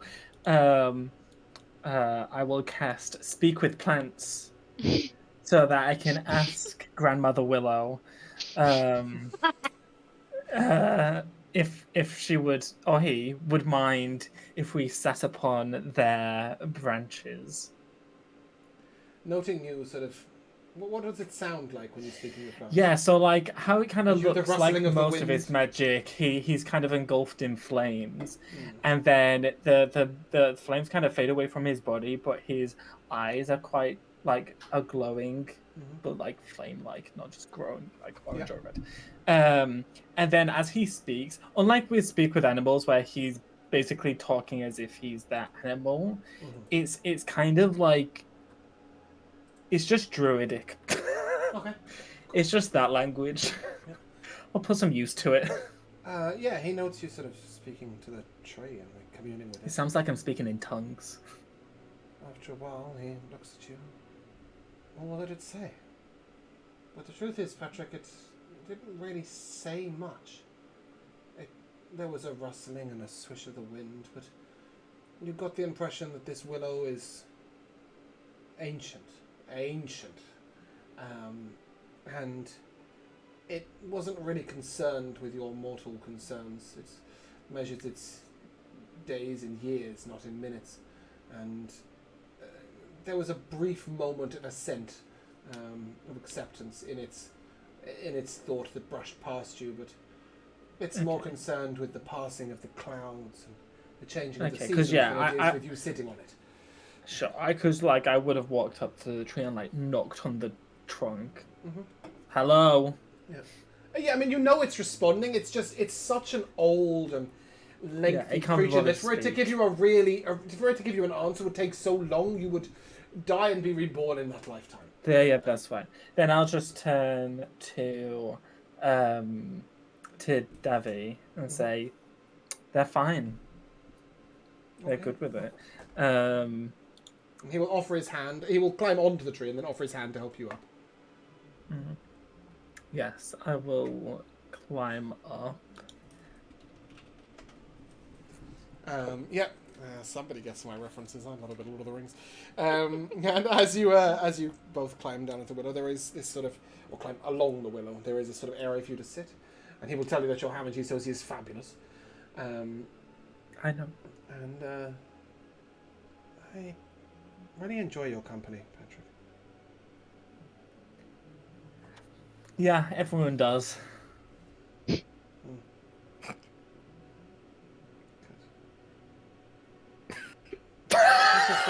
doesn't say anything more than that. Speechless. You see him just sort of smile. He's pleased. He doesn't feel the need to say anything more. Davy doesn't talk a whole lot anyway. He's a very quiet man. Yeah. And after a little while, he sort of pats you on the thigh very gently and sort of, thank you for the lovely lunch. I really enjoy. And then he just cuts off and goes silent. And you see like him stare up past you and go absolutely silent. I will look up. And as you do, you see a glorious red dragon swooping down from the sky, sort of right down. Is that Zestican? It is! You wish that it was, but you know it. Yeah, I sure do. Patrick doesn't know any better. It is! But it's not. Look, there's someone riding it. Hey, that's my dragon! And you hear in your mind, no, it is not.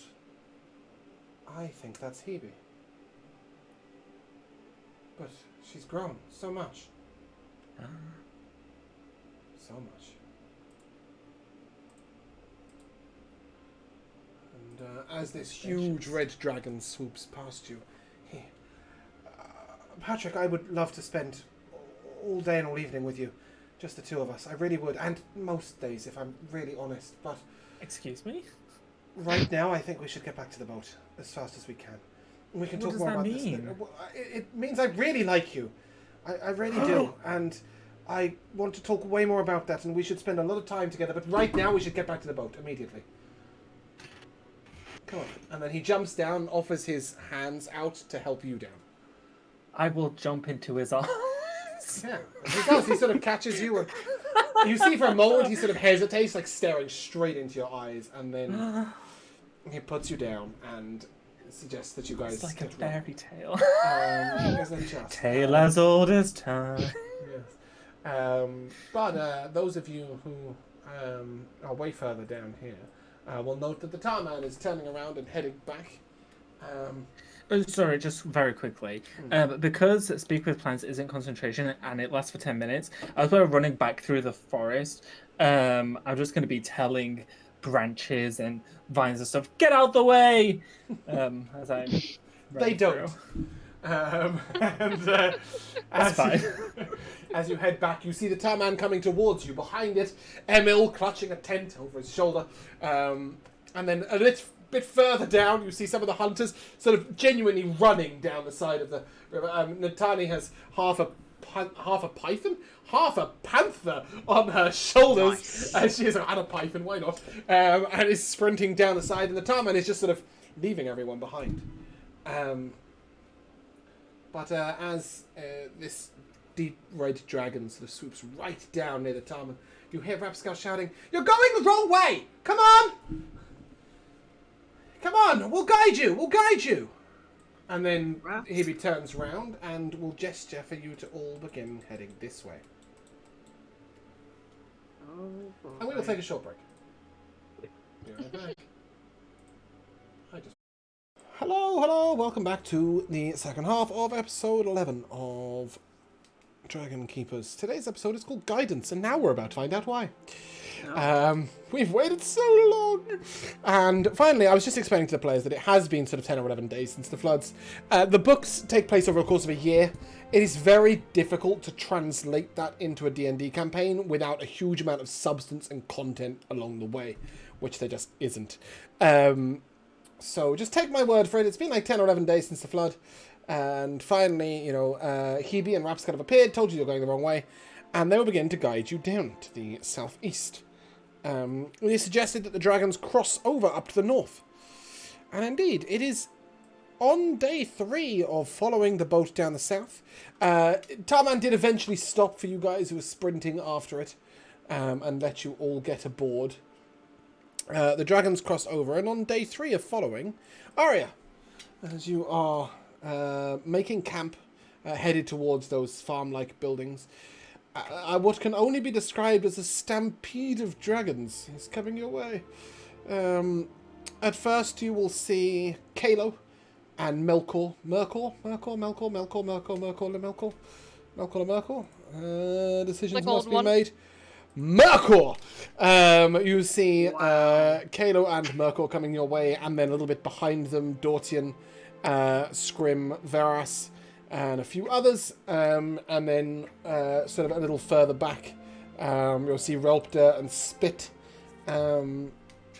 You don't see Azanth or Balapa or Sestican or Arbok, for that matter. Those 4 don't seem to be present. And certainly you don't see Hebe because you've seen Hebe. Right. But you haven't seen Hebe flying back. You're a little too far inland for that. But as this stampede of dragons is running towards you, well, what are you doing? What do you do about a stampede of dragons? What does anyone do? Looking for cover. Yeah, I mean, they pass you with quite a wide berth. They're moving very fast. Well, most of them. Huh. Relpta's going a little bit more slowly. She's at the back. Aw. Right. Oh, they're all just heading the way I just came. Dang. Do you just turn around and walk back? No, she keeps going. No, I keep going the way I was going. Cool. Yeah, I mean, that's what that would be assumed, right? I mean, surely she recognizes these dragons, right, as the dragons of her friends, and they're all sort of chasing by, but you don't see any sign of any people. Right. And it's like, Harmony and Rankless have been, like, going all over the place anyway, so following them doesn't mean anything. But going to, like, the path that I know will lead me to Kelsingra, like, that's a given. Okay. And you keep going, and then late in the evening, a red dragon stops in front of you. You recognize this to be Patrick's dragon. And he sort of sits and sort of almost sits in your way, in your path, and looks at you, and after a long moment, he makes the effort to speak to you. Aria. You should count yourself very lucky. Yes? Your friends are this way, if you wish to follow. And that's all he's willing to say to you, and he's going to begin moving towards the south, but he will guide you to the river if you wish. Mm-hmm. He's a little hesitant too. He looks back.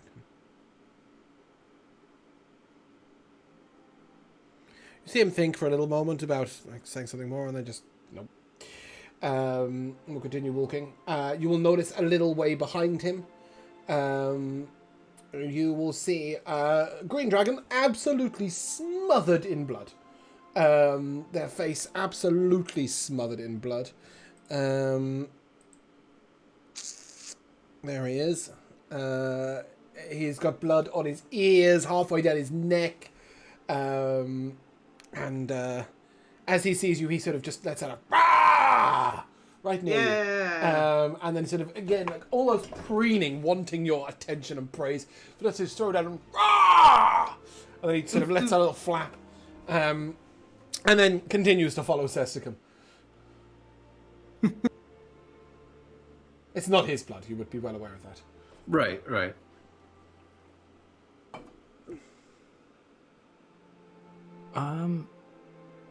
Quick question. Where has Harmony gone? Has she like gone off? Harmony headed. Oh, Harmony and Rancolos are up there at the moment. Yeah. They went off this way. Woo! And they haven't come back yet. They're over here somewhere.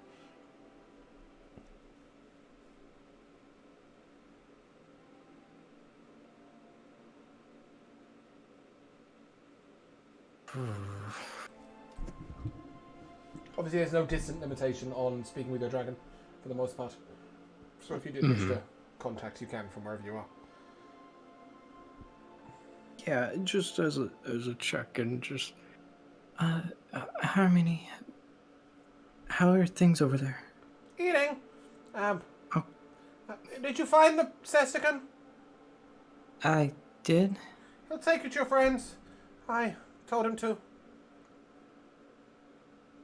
Oh. If he doesn't, I won't show him where the warm spot is.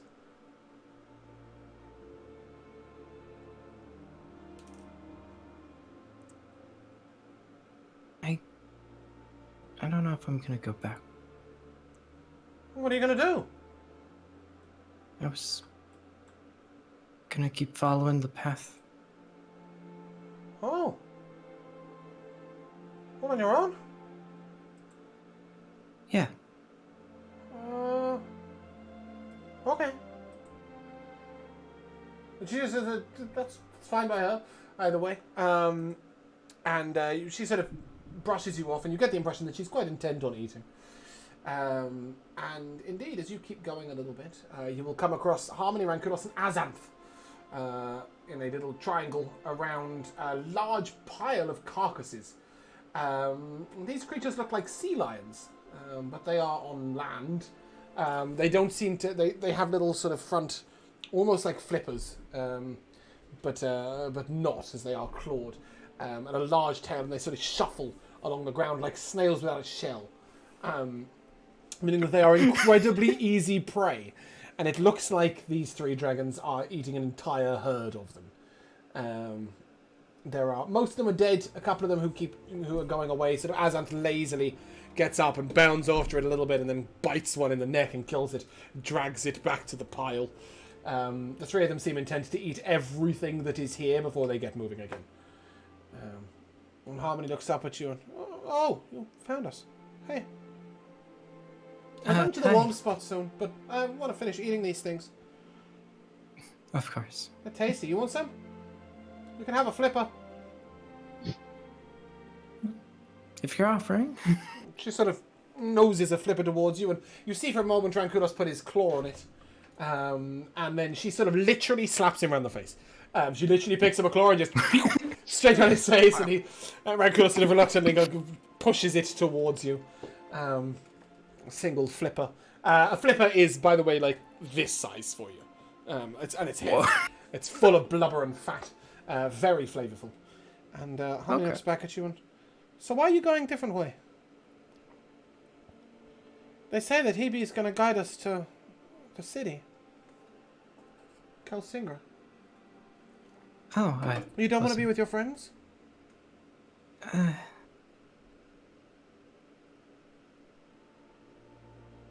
It's not that. I just.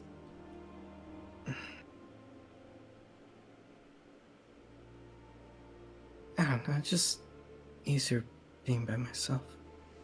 Mm. Easier for everyone. Oh, definitely. You're a queen, Aria. You can't be a queen on your own. Even the most glorious of dragons must eventually consent to mate with one idiot or another. And she sort of shoulders Ranculos. You shouldn't be alone. Your people aren't meant to be alone. Your teeth are blunt, and your claws are pretty blunt too. Okay, alright. You're not meant to be alone.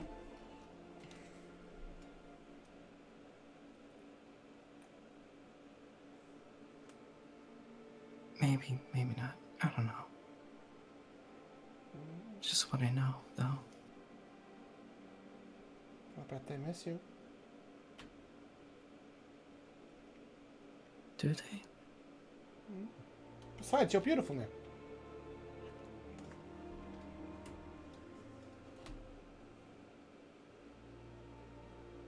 So they'll all want you, won't they? Isn't that what happens?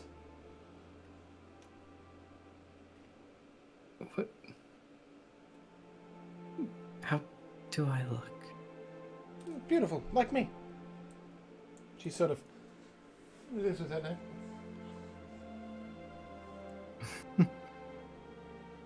Pretty, like an elfling.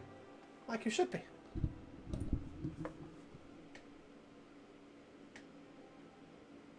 And then after a moment, there's an image with that thought of her looking at you. Like, of what she sees when she looks at you. And Aria, you'll note that just below your hairline is a line of purple, sort of almost like bright shining gems, as if somebody's given you a crested crown. Just around your lips. Although I suppose you won't see that. She won't see that. But you would know, feeling up your face, seeing the rest, you would know that there is a thin line of gems crusting around your lips too. Just around your brows, it's as if somebody has pasted them with mother of pearl. This sort of pale purple sheen to them. At the very tips of your ears, as if somebody has studded them with earrings. It's not a heavy amount of scaling, but it's very delicately done. And you would note that it is also on the backs of your hands, your elbows, little tiny bits of beautiful purple dragon scaling. Wow, that's me. Mm-hmm. Beautiful, like me. And with that, she sort of unfurls her wings, and you note that they are far wider and longer than they have ever been. And they are fairly decently muscled. She sort of flaps them, and there is a really potent gust of wind, and you know that she's not all that far off flying. You're not meant to be alone, are you? Especially when I'm flying. I might go far. Really far, you know? I'll always come back for you. But you should be with others.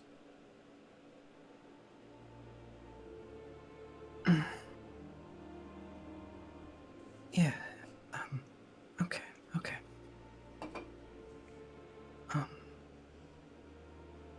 And sort of like after getting like that image, because feeling, like it's just sort of around the lips. Like if I feel the certain parts of the face, they're still like how they have been. You think so, but you're not sure without looking.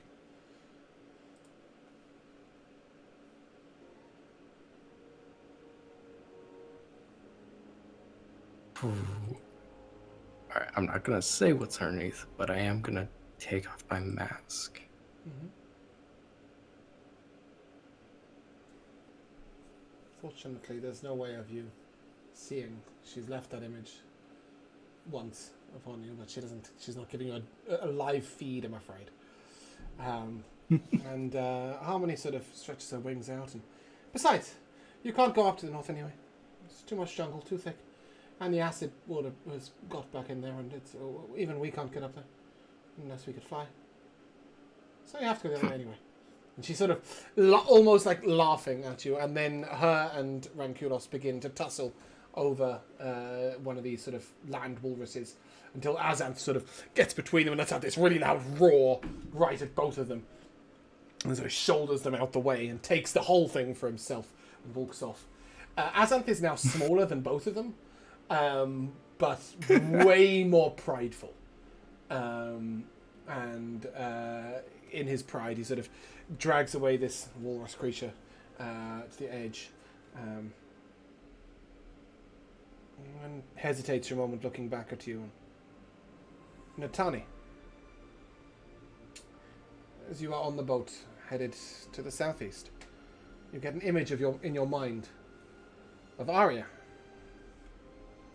She is standing before Azanth. You know this. right now. And she's not masked. She's covered in beautiful purple scaling, including quite thickly around the lips.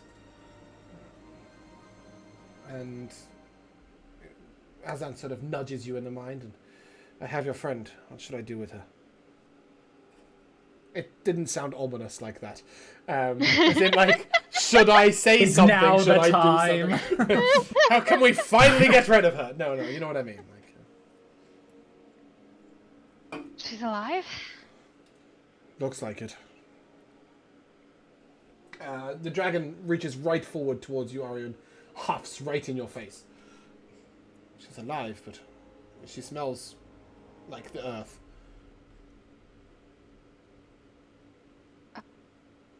And wet.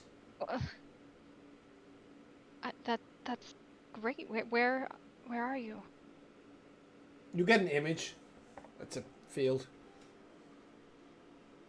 You don't see a river in the picture. Not very helpful. Is she? Can she find us? Sastican offered. I won't speak with her if that's what you're asking.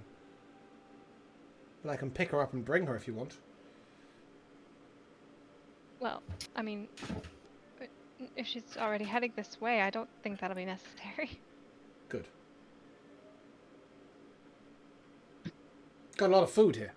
And Azan shows you all these giant walruses, and you will see Rankulos and Harmony fighting over their pile of meat. They've grown. They have. Not in mind, though.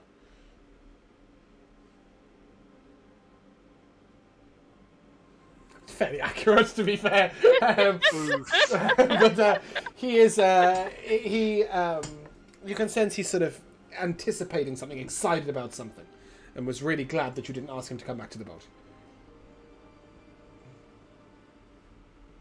Well, I'm glad that you're eating well, and sorry, I'm just really surprised that she's alive and well out there somewhere. Azanth turns and rumbles something out at Harmony. And Harmony looks to you, Aria, and says, "Your friend Natani is glad you're eating well. And surprised you're alive." Huh? What? And she nods towards Azanth. Dude, Great man's message, quickly Alora. on. That's exactly what Aria needed to hear right now. Glad you're eating well. Oh, state of panic. Sestican sort of plods back into the circle, picks up half of one of these little walruses, grabs it in his mouth, munches it down. And then you sort of sense him give you one more opportunity and begin walking back towards the boat as well. It's, you either take it or you're going to be wandering to the southeast and seeing what you can find. Yeah, this time I go ahead and follow. Okay. He will stop regularly enough to make sure you're behind. And overtaking you after a little while is a blue dragon, a pale blue dragon. And No. he's still quite small.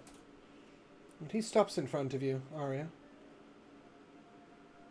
And you can't help but feel a shadow of fear as the dragon looks at you like meat, as if assessing you. And he opens his maw very wide and it sort of reaches forward and lets out a large roar right in your face. Before Sestican comes over and nudges him out the way. Arbok walks reluctantly up to the north, away from you. You can tell he was close to thinking about eating you.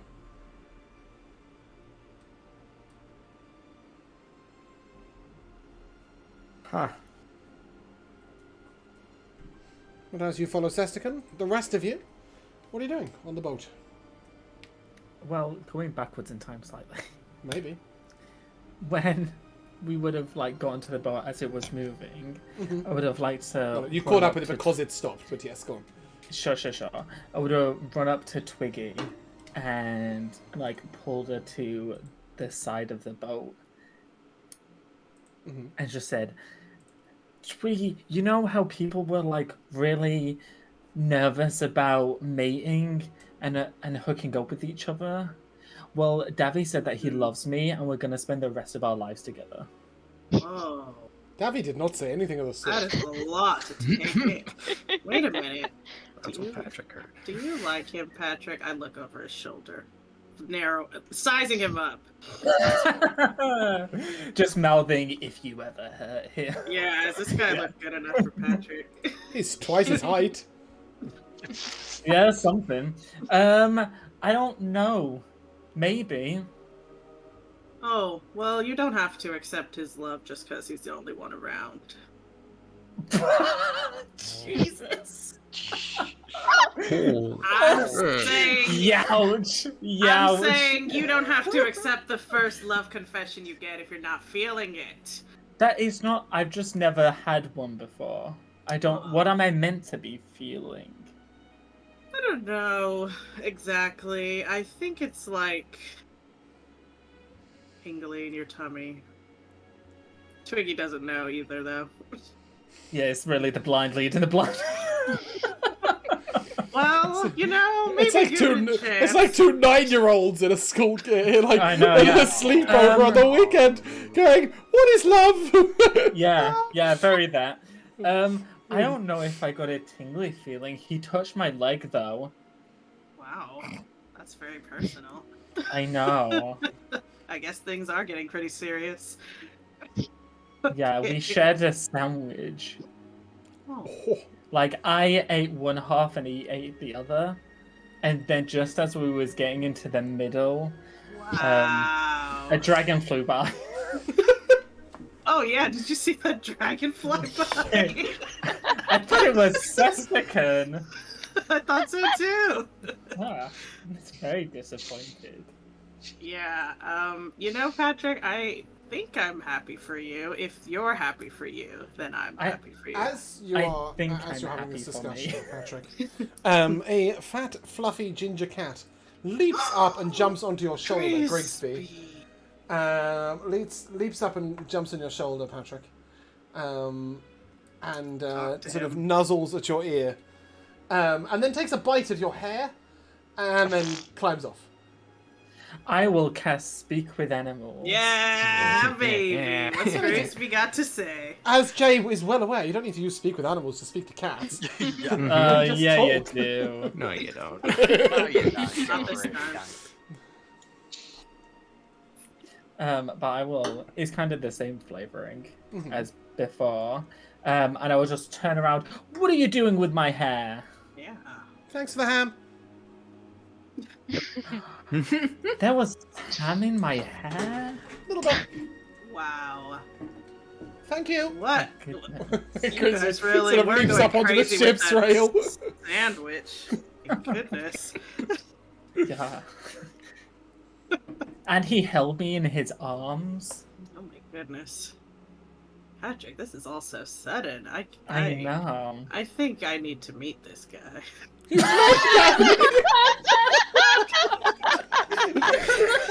I need to meet him formally. Yeah, now that I know he's Size him up. courting you.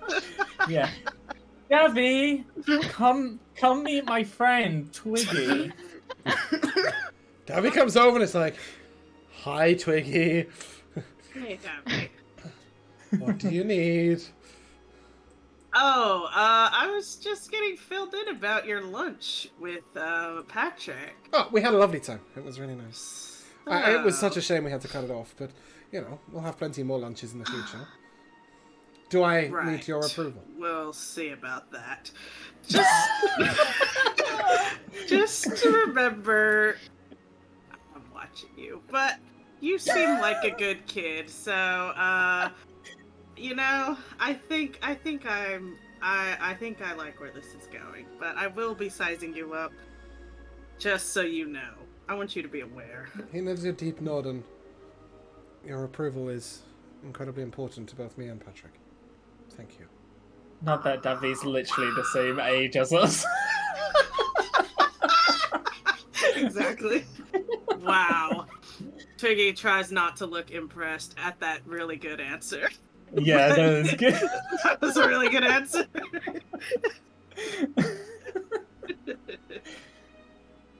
Yeah, that's Wow. all I would have done. Okay. That's great. Yeah. Yeah, as you're all sort of gathering about,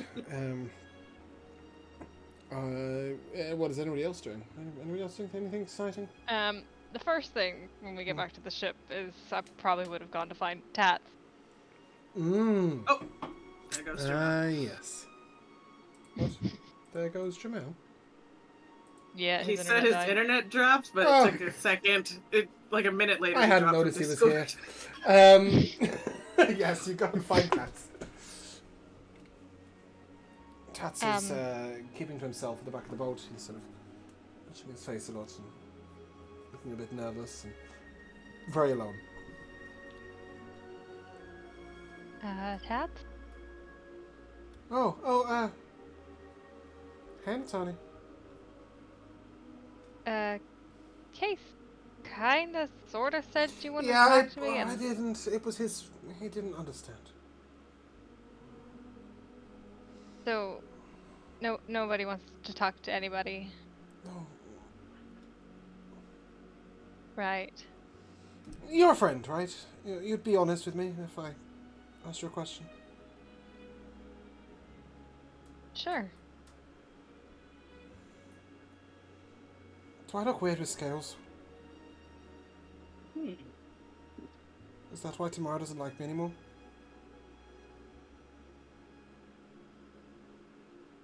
You think that you have scales and that means Tamara might not like you.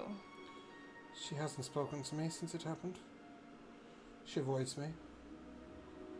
Do you know how obvious it is when somebody avoids you on a boat this size?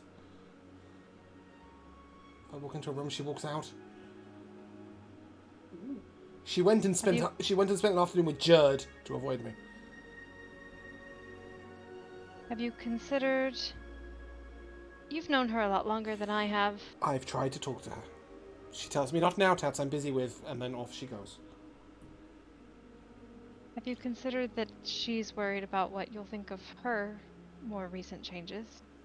Why would she be worried about what I think of her? She's stunning.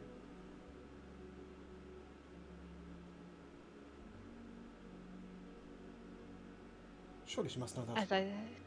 As I said, you've known her longer. You know what she's been through. Sure, but now she's... Oh. I wish I fancied you. You're, like, easy to talk to. You know, you say what you mean and what you think. Not that you're not pretty, because you are, but no. So really bluntly in your face. I wish I liked you.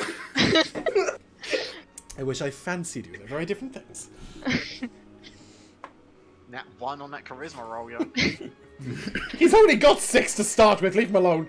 Oh, that hurts. Ooh, -1. He's got 1 stat above a 10. He's doing real well. It is an 11 though. Sorry, that all came out wrong. But you know what I mean. Like, Tamara never says what she thinks or what she feels. And she's always feeling what you don't expect her to.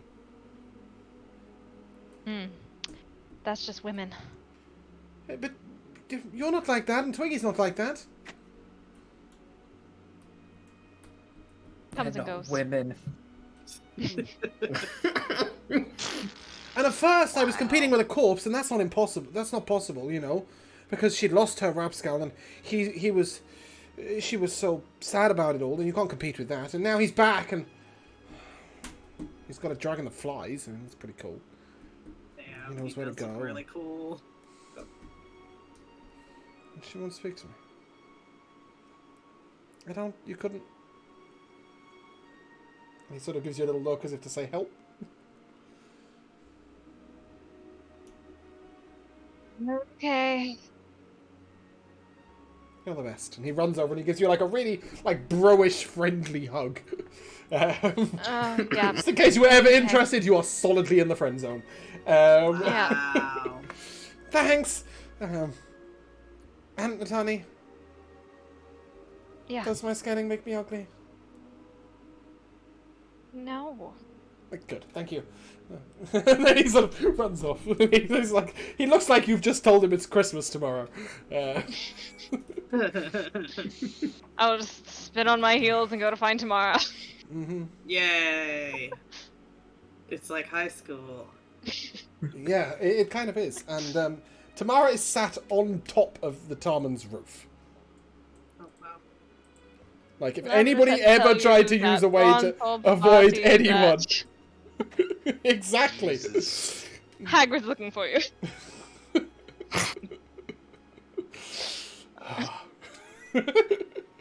Anyway, she's on the roof. You can't do about it. I will climb up on the roof. Oh, love that. Give me an acrobatics check. Oh, that's not good. I love being able to devastate people Ooh. with choosing between acrobatics and athletics. 3. 3? Yeah, after a little while, Tamara sort of notices you and she reaches over and gives you a hand up. It's actually quite slippery trying to climb up the side there. Hey, How the heck do you do this? I'd love to say I flew, but, well... she sort of gives a sort of wry smile and spits over the edge of the water. And I don't know, climbing comes naturally when you've got claws for feet. How you doing? You alright? I'm fine.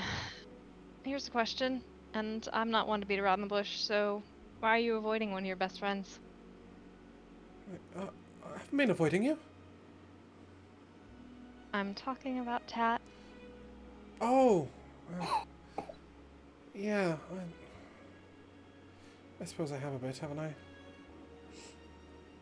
A little bit. She looks like super guilty and down at the floor, and she's sort of... Well... No, he's...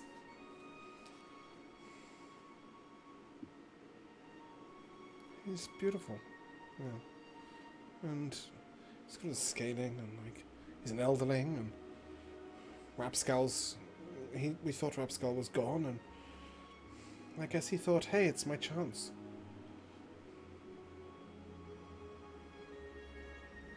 His chance for what?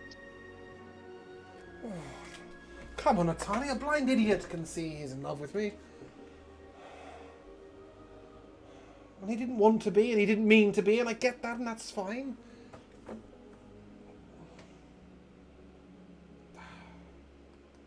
He's my best friend. And nothing more than that. Maybe, one day. But, like, we haven't even got there yet. You know? I don't know about you, but I just want to get to Kelsingra and see Centaura fly and grow up and get to be an adult. And then maybe I'll think about love and marriage and all of that. That all sounds really great. I'm glad you told me. Maybe you should tell him. His sad little puppy dog eyes will stare back at me and tell me that whatever I want is fine. And what he means is you've broken my heart. I think I haven't told him once already. Twice now. At first he thought it's because I loved Rapskull, which I don't, by the way. And then he, you know, thought it was because Greft had made me think that if we liked each other we had to have sex, which we don't, by the way. And now it'll just be, you know, the third time round of he'll find some reason to think that I've got a reason, and why do I have to have a reason? I don't want to get married today. I'm 16. I want to have fun without some male drooling over me.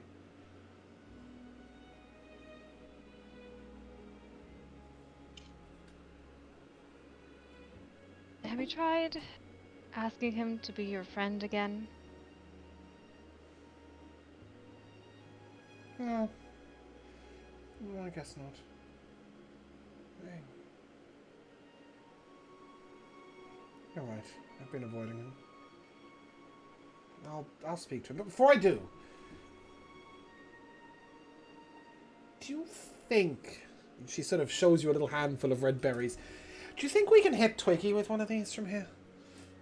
And she takes out a straw and she's puts the berry in and just poof.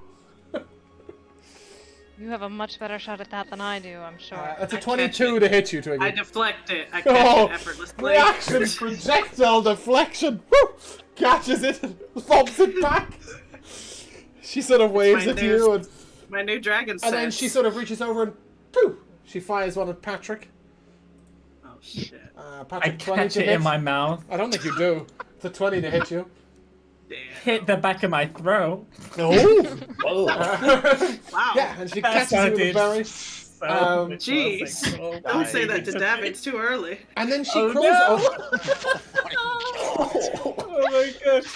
That wasn't a sandwich I was eating.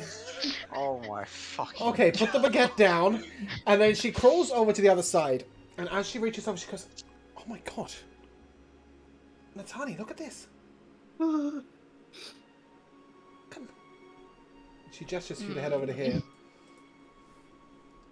I will cautiously head over there, but I feel like it's a trap. I'll be on guard. And sat on the roof, on the next lower down, Buxter and Skelly are sat up there holding hands. And it looks really cute and romantic.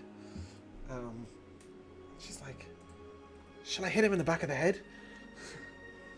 She holds up the straw and looks at you. Yeah, sure, they ain't getting any younger. She blows down, and then she sort of screams back, and you just hear, "Hey! What's that?" And a bit of giggling, and then she, "Fine, I'll talk to Tats. Give me the hand down. We're gonna do that cool action woman jump thing again." Yeah, what the heck, let's do it. And then she sort of leaps off and lands like a cat down on the ground. I'm gonna land in an Iron Man pose. Nice. And as you do, Natani, you notice, as you've landed in your Iron Man pose, that as you look around, you see Elise and Captain Leftrin over by the at the prow of the boat, holding hands. You see Patrick introducing Davy to Twiggy, even though they've met 1,000 times. You see Cedric and Carson stood on the edge of the boat looking out, their hands resting on top of each other on the rail. And then standing sort of almost like as if he's put himself there in a pose, you see Kay sort of leaning against one rail, his arm down. He's just sort of watching you. And as he sees you meet his eyes, he's sort of, "Pretty cool landing." Thanks. It was great. I will turn and walk inside. And you see this sort of muttering moment, and yeah. Natani, as you walk inside, you will bump into Sylph. Who? She was next on my list. Nope, she is in Jerd's. kill? She's just she's just come out of Jerd's room and she's sobbing. No. Sylph, are you okay? Yeah, maybe. No. And then she sort of says no and just buries her head in your chest and starts crying. Oh, okay. She's gone. Did I have a mental image as I walked inside this cabin and then walked forward and... No, that happened ages ago, the mental image. Okay. I'm just trying to get my order of events here. Yeah, those were in the past. Everything that's happened so far this session is in the past. We are at the most... We are right on the cusp of the future. Wow. Sylph, you can... I'll just try to extricate myself and like put my hands on her shoulders and like look her in the eye. Mm-hmm. Yeah. I saw her. So... Aria? Aria? Where? Well, as my dragon saw her. Oh! She's okay? She looked okay. It's kind of far away. She turns around and walks away from you, running back into Jerd's room and goes, "She's okay! The tiny dragon says so." Hold on, Jerd's not dead. Jerd? No. Why would Yeah, Jerd be she dead? just came out of Jerd's room crying, going, "She's gone." Yeah. I'm Okay, so dead Syl right now. didn't mean Syl, dead. Syl was crying with Jerd because Rapskull came back with Kibi and Aria hadn't been seen. Okay, but you understand how I got my wires crossed, because that series... Really? Not really, no. But you were in character as Patrick. It's okay. No, that is what happened. Yes, she came out and went, and she said she's gone. She into said the tiny she's shop. gone, crying out. Well, she didn't of fucking Jerd's Jerd, room. did she? She'd just been ill. That's the logical Yeah, jump. like a long time ago. You healed her mostly. No, I don't know. Anyway, yes, they're all happy that Aria's That was alive. quite the logical Oh, welcome leap. back. Holy shit. Welcome back. Jerd's alive, by the way, Jamel. Did you know? Yeah. My net's back as well. I'm back. apparently. Great, welcome back. So in news that you missed, just to catch you up, Skelly and Boxter were having a little date on the roof. Tamara was even higher on the roof, she was avoiding Rapskull, but not on purpose. She was avoiding Tats, because she just wants to be Tats' friend. And Natani told her to shut up and go talk to Tats. And then Natani jumped down, and Case thought that was really cool and hot, and Natani didn't care and walked off. And then she found Sylva was crying because Jerd's not dead. And then discovered that Aria is also not dead, and she's really happy, and she went and told Jerd, "Welcome back, we're on the cusp of the future." Everybody's coupling up. In the present. Nice. Everybody's coupling up, including your dragon. But not you, and not Natani. Maybe all the match made in heaven, who knows. Anyway, it won't be that long, a day and a half perhaps. Harmony? Yes, sure, Harmony. Aria. Until you get to the shore, and people start sort of waving and jumping and hey! And you can, the boat will stop and let down a, whatever that thing is. What's that thing? That comes off the boat. What do we call it? Gangplank? Gangplank, yes! A lot of a gangplank. Put down a gangplank. I don't know, my brain was just going on a thing. And you can walk up the thing, and you can get on the boat, and Sylv rushes to you and hugs you. Aww. Like, no questions asked, just... She says Yeah. nothing. Yeah, big hug back. This is also like the first time that I've actually like given a hug back. Instead of just being that really awkward person that just stands there with her arms down. I And will then join in on the hug. Okay, Patrick gambles To over and make it runs a over, and then group hug. standing just behind Sylv, Jerd's sort of looking over at you, and you came back. And then she sort of awkwardly reaches, like, not sure if you will let her hug you. Yeah, I Okay, and then yeah, they sort of, she sort of comes in for a hug, and I knew you weren't dead. I knew it. I tried telling Sylv, but she didn't believe it. I'm so glad you're back. How did you survive so long? You saved me. yeah, I'm glad you're safe. You're okay now, right? Both of you? Yeah, but it says it will still be a few more days. I had fever. It was really bad. But Patrick showed me dragon stories, and I was feeling a bit better. And yeah, I'll be okay in a couple of days. Patrick did. I helped. Yeah, Patrick did. Good job, Patrick. You get a head pat. And then she leans into you and she's like, "When you've settled in, come and talk to me. I'll be in Skellin's room." Skellin's room? Wow, who the fuck's that? She'll be in Bellin's room, for that matter. Yeah. Skeleton room. Since she wants to keep quiet, I'll just give like a nod to it. Yeah, but everybody will come and sort of say hello and welcome back and whatever. And Elise is like, "You must tell us everything that you saw when you were gone, and so that we can like write it all down and make sure that we haven't missed anything." And Lefrin sort of puts his hand on her shoulder and, "Hey, she's just got back. You can trouble her for all the details later. I'm sure she saw some interesting things. Give us some time." Yeah, there's a lot. I have a question. Is she Mhm. wearing armor? It doesn't look like it. It looks Okay. like normal clothes. Nice. It's glamored armor. Yeah. But So you will know that the boat is following the path back to where you were before. mhm. To where the center was. So you don't have to tell everybody immediately. But yeah, you're able to sort of get welcomed back by everybody.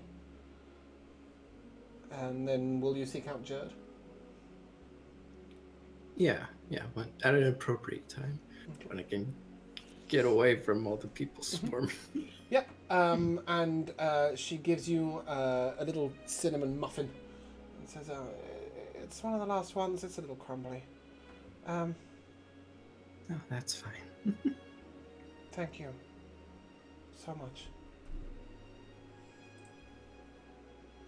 You jumped in for me like it was nothing."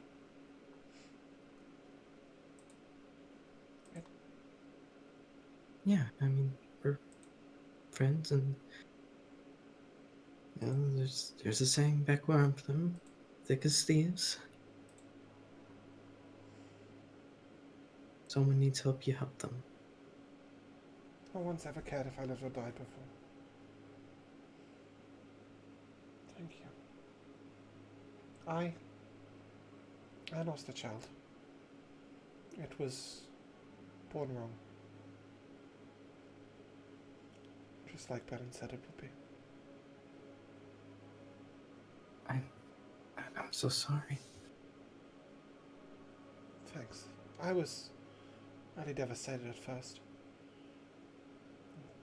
Patrick made me see there's a future. A good one. And right now, a child would be a real problem. I'm seeing the good sides, too.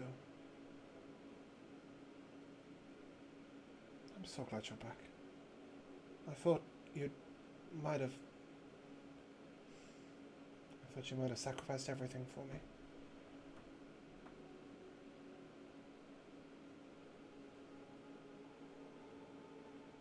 Did you know that Alum didn't make it?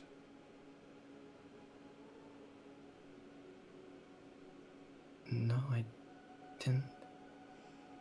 He died in the water. Arbok found him.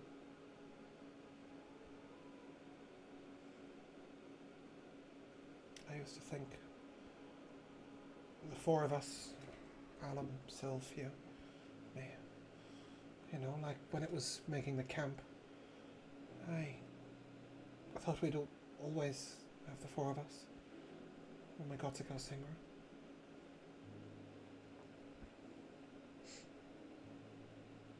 But now it's just three of us.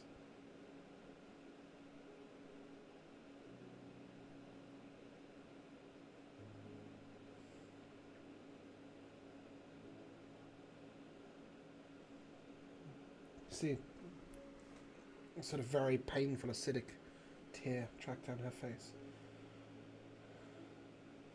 Yeah, Aria, you've got scales. You've got scales. She sort of stops for a moment and she reaches over and pulls your hair back out the way and... Wow. They're like gemstones. She sort of runs a finger down the side of your face and to the mask, but stops at the mask. And they're amazing. Thank you. A gift from Harmony. Wow.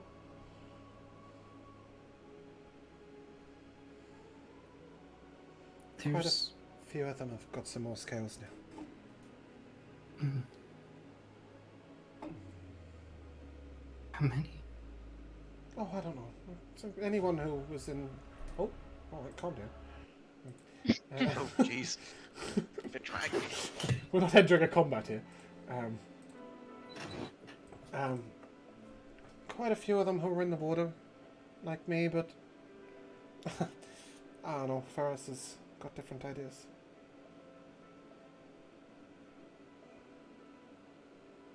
What? I'll still be an What do you elderling, mean? just... He said it'll take longer because he wants to get it right. She said it'll take longer because she wants to get it right. It's the first time she's spoken nicely to me, like, ever. So, I listened. Was everything okay out there? Were you all alone? Well, I mean, Harmony kind of was with me.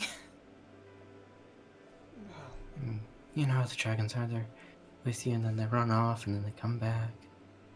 But I was kind of more or less alone, but... Weren't you lonely?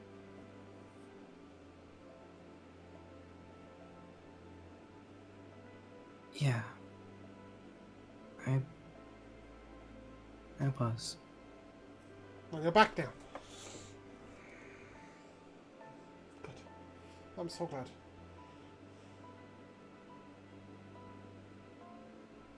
Come on, let's go party. Belen's making a special meal. You could help her, so it actually tastes nice. Sure. Before...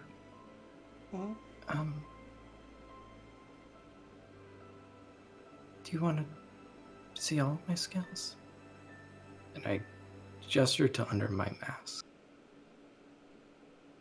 Oh, I'd love to.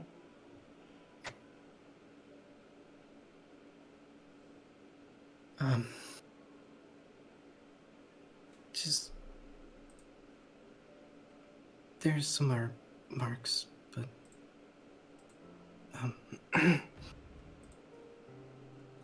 and it's extremely hesitantly, like, she is trusting to take it off, but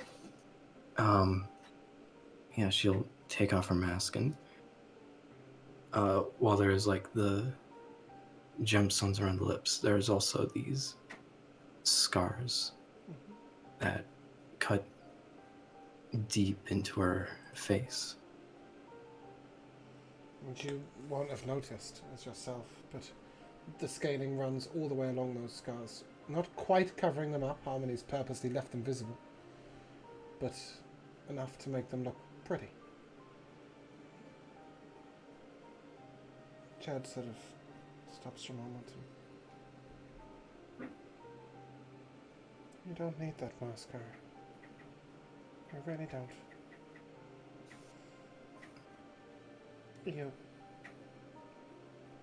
You were hiding these?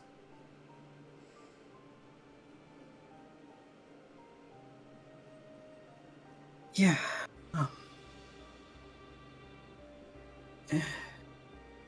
I got them when I was really young.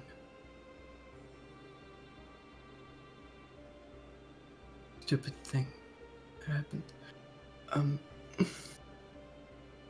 Well, they better hope you never find them. You've got a dragon that'll eat them. Yeah. You don't need to hide them. You're very beautiful. And you were before the scales too.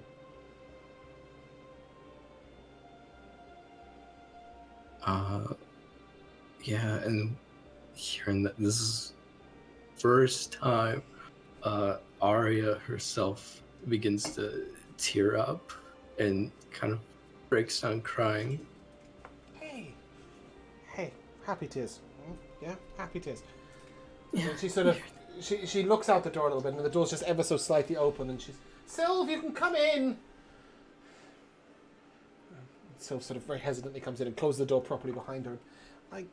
I did knock really loudly.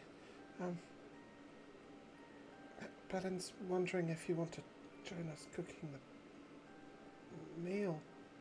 Aria, you're not wearing a mask. Good. Good. You're pretty. I like the pink. It matches my pink, and she sort of lowers her head, and you see the pink and gold on her head. And she doesn't even seem to have noticed your scars at all. She just thinks you look pretty. And she reaches over and sort of grabs your hand and, come on, gotta go cook. All right. As you leave, Do you replace the mask or not? I leave it off. Oh, good. That's all then. Aria, you have a mouth? Okay, that's where we'll end. Freeze frame. Oh, Patrick. We will come to the timeless tradition of MVPs. And I shall start where I finished, and I believe that was with Michaela. Yeah, so just now Aria's talk with Jared I thought was very sweet. Their whole friendship has been sweet. I think the little group of them, yeah, like Sylv was talking about, Jared, Sylv, Aria, their little friendship was sweet. So yeah, it was kind of, it's like, oh, Alan was their little buddy. And also Natani just walking away from that boy was very funny to me. Yeah, I did enjoy that. Josh? Sure. I have a couple. So I too also really liked Aria's conversation just now that's happened. And I like that she kept the mask off in the end.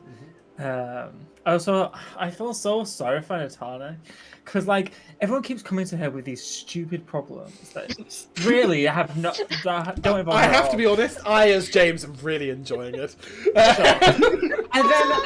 and then on top of that, everyone keeps flirting with her, and she's like, literally, like, "Will you guys leave me alone?" Yeah. How do you think Tamara feels the same way, right? So that's really funny to have. And I also really like the date with Davy, and then retelling it with silly details. Yeah. Jay. Yeah. There's so much, like, Patrick and Debbie's date was great. Amel just fucking off for a night in his tent alone. Doing. Yep. God only knows what. He's studying his spells. But it's funny how people keep coming to the time. Really stroking that wand, really. Jesus. Yeah, it is great how everybody keeps going to Natanya. I hadn't really thought about it that way, but like, Twiggy and Patrick have a thing like between the two of them, right? And they have their own little bubble. And as we've stated, Aria had her own little circle, and then obviously Jamal hasn't been necessarily available as well. So it just seems the right person to approach with these random things, like, because realistically, what the picture I'm painting with your character, Laura, is what Tamara faces. She's the main perspective of the book. So a lot of things directly involve her, and because you've made a friendship with her, it just seems the right way to paint the picture. Mm-hmm. Anyway, the subject of interest, Natani, Laura, your MVP. The big plus for Aria finally taking the mask off. Very excited for that. The whole overlying naughtiness of this episode, just beginning with Michaela's little moment on camera when Miller in the tent, was amazing. Terrible. And a small shout out to our little Hamilton sing along that happened in chat. I have noticed that. There have been quite a few dodgy moments this session, haven't there? Even Tats was getting his rod out. The hot spring episode. I've forgotten about that. Who knows? Jamal, your MVP. You beat me to it with he's got his rod out. You know, you just snatched that from the jaws of me. He's not the only one. Tent boy. What was wrong with you all? Everything. Yeah, apparently this episode. Just like Tarman, who were just being naughty. Look, it's because Valentine's Day just passed. When I said I do want to know why when I said Tarman was being naughty, why Jay and Michaela just descended into giggles. Is it because I went naughty? I just think it's cute to was say the just boat is funny. just being, the boat's being a naughty, petulant child. You naughty It is. Good. Well, yeah, the Tarman is cute. He's a fun character. I have a couple of MVPs that weren't mentioned. I really. well, you- Oh, go on. Oh, sorry, you carry on. I Because stole yours, but you can have Nick's got another his one. rod out. I'm gonna have to go with the end one of you have a mouth. Yes, that's so perfect. I didn't know what was under there. It could have been a monster for all I knew. A proboscis. Oh, what? Like mosquitoes have. Oh, ah! Yes, clearly Yeah. under a flat mask, there comes a little pooh! It just Yeah, rolls out.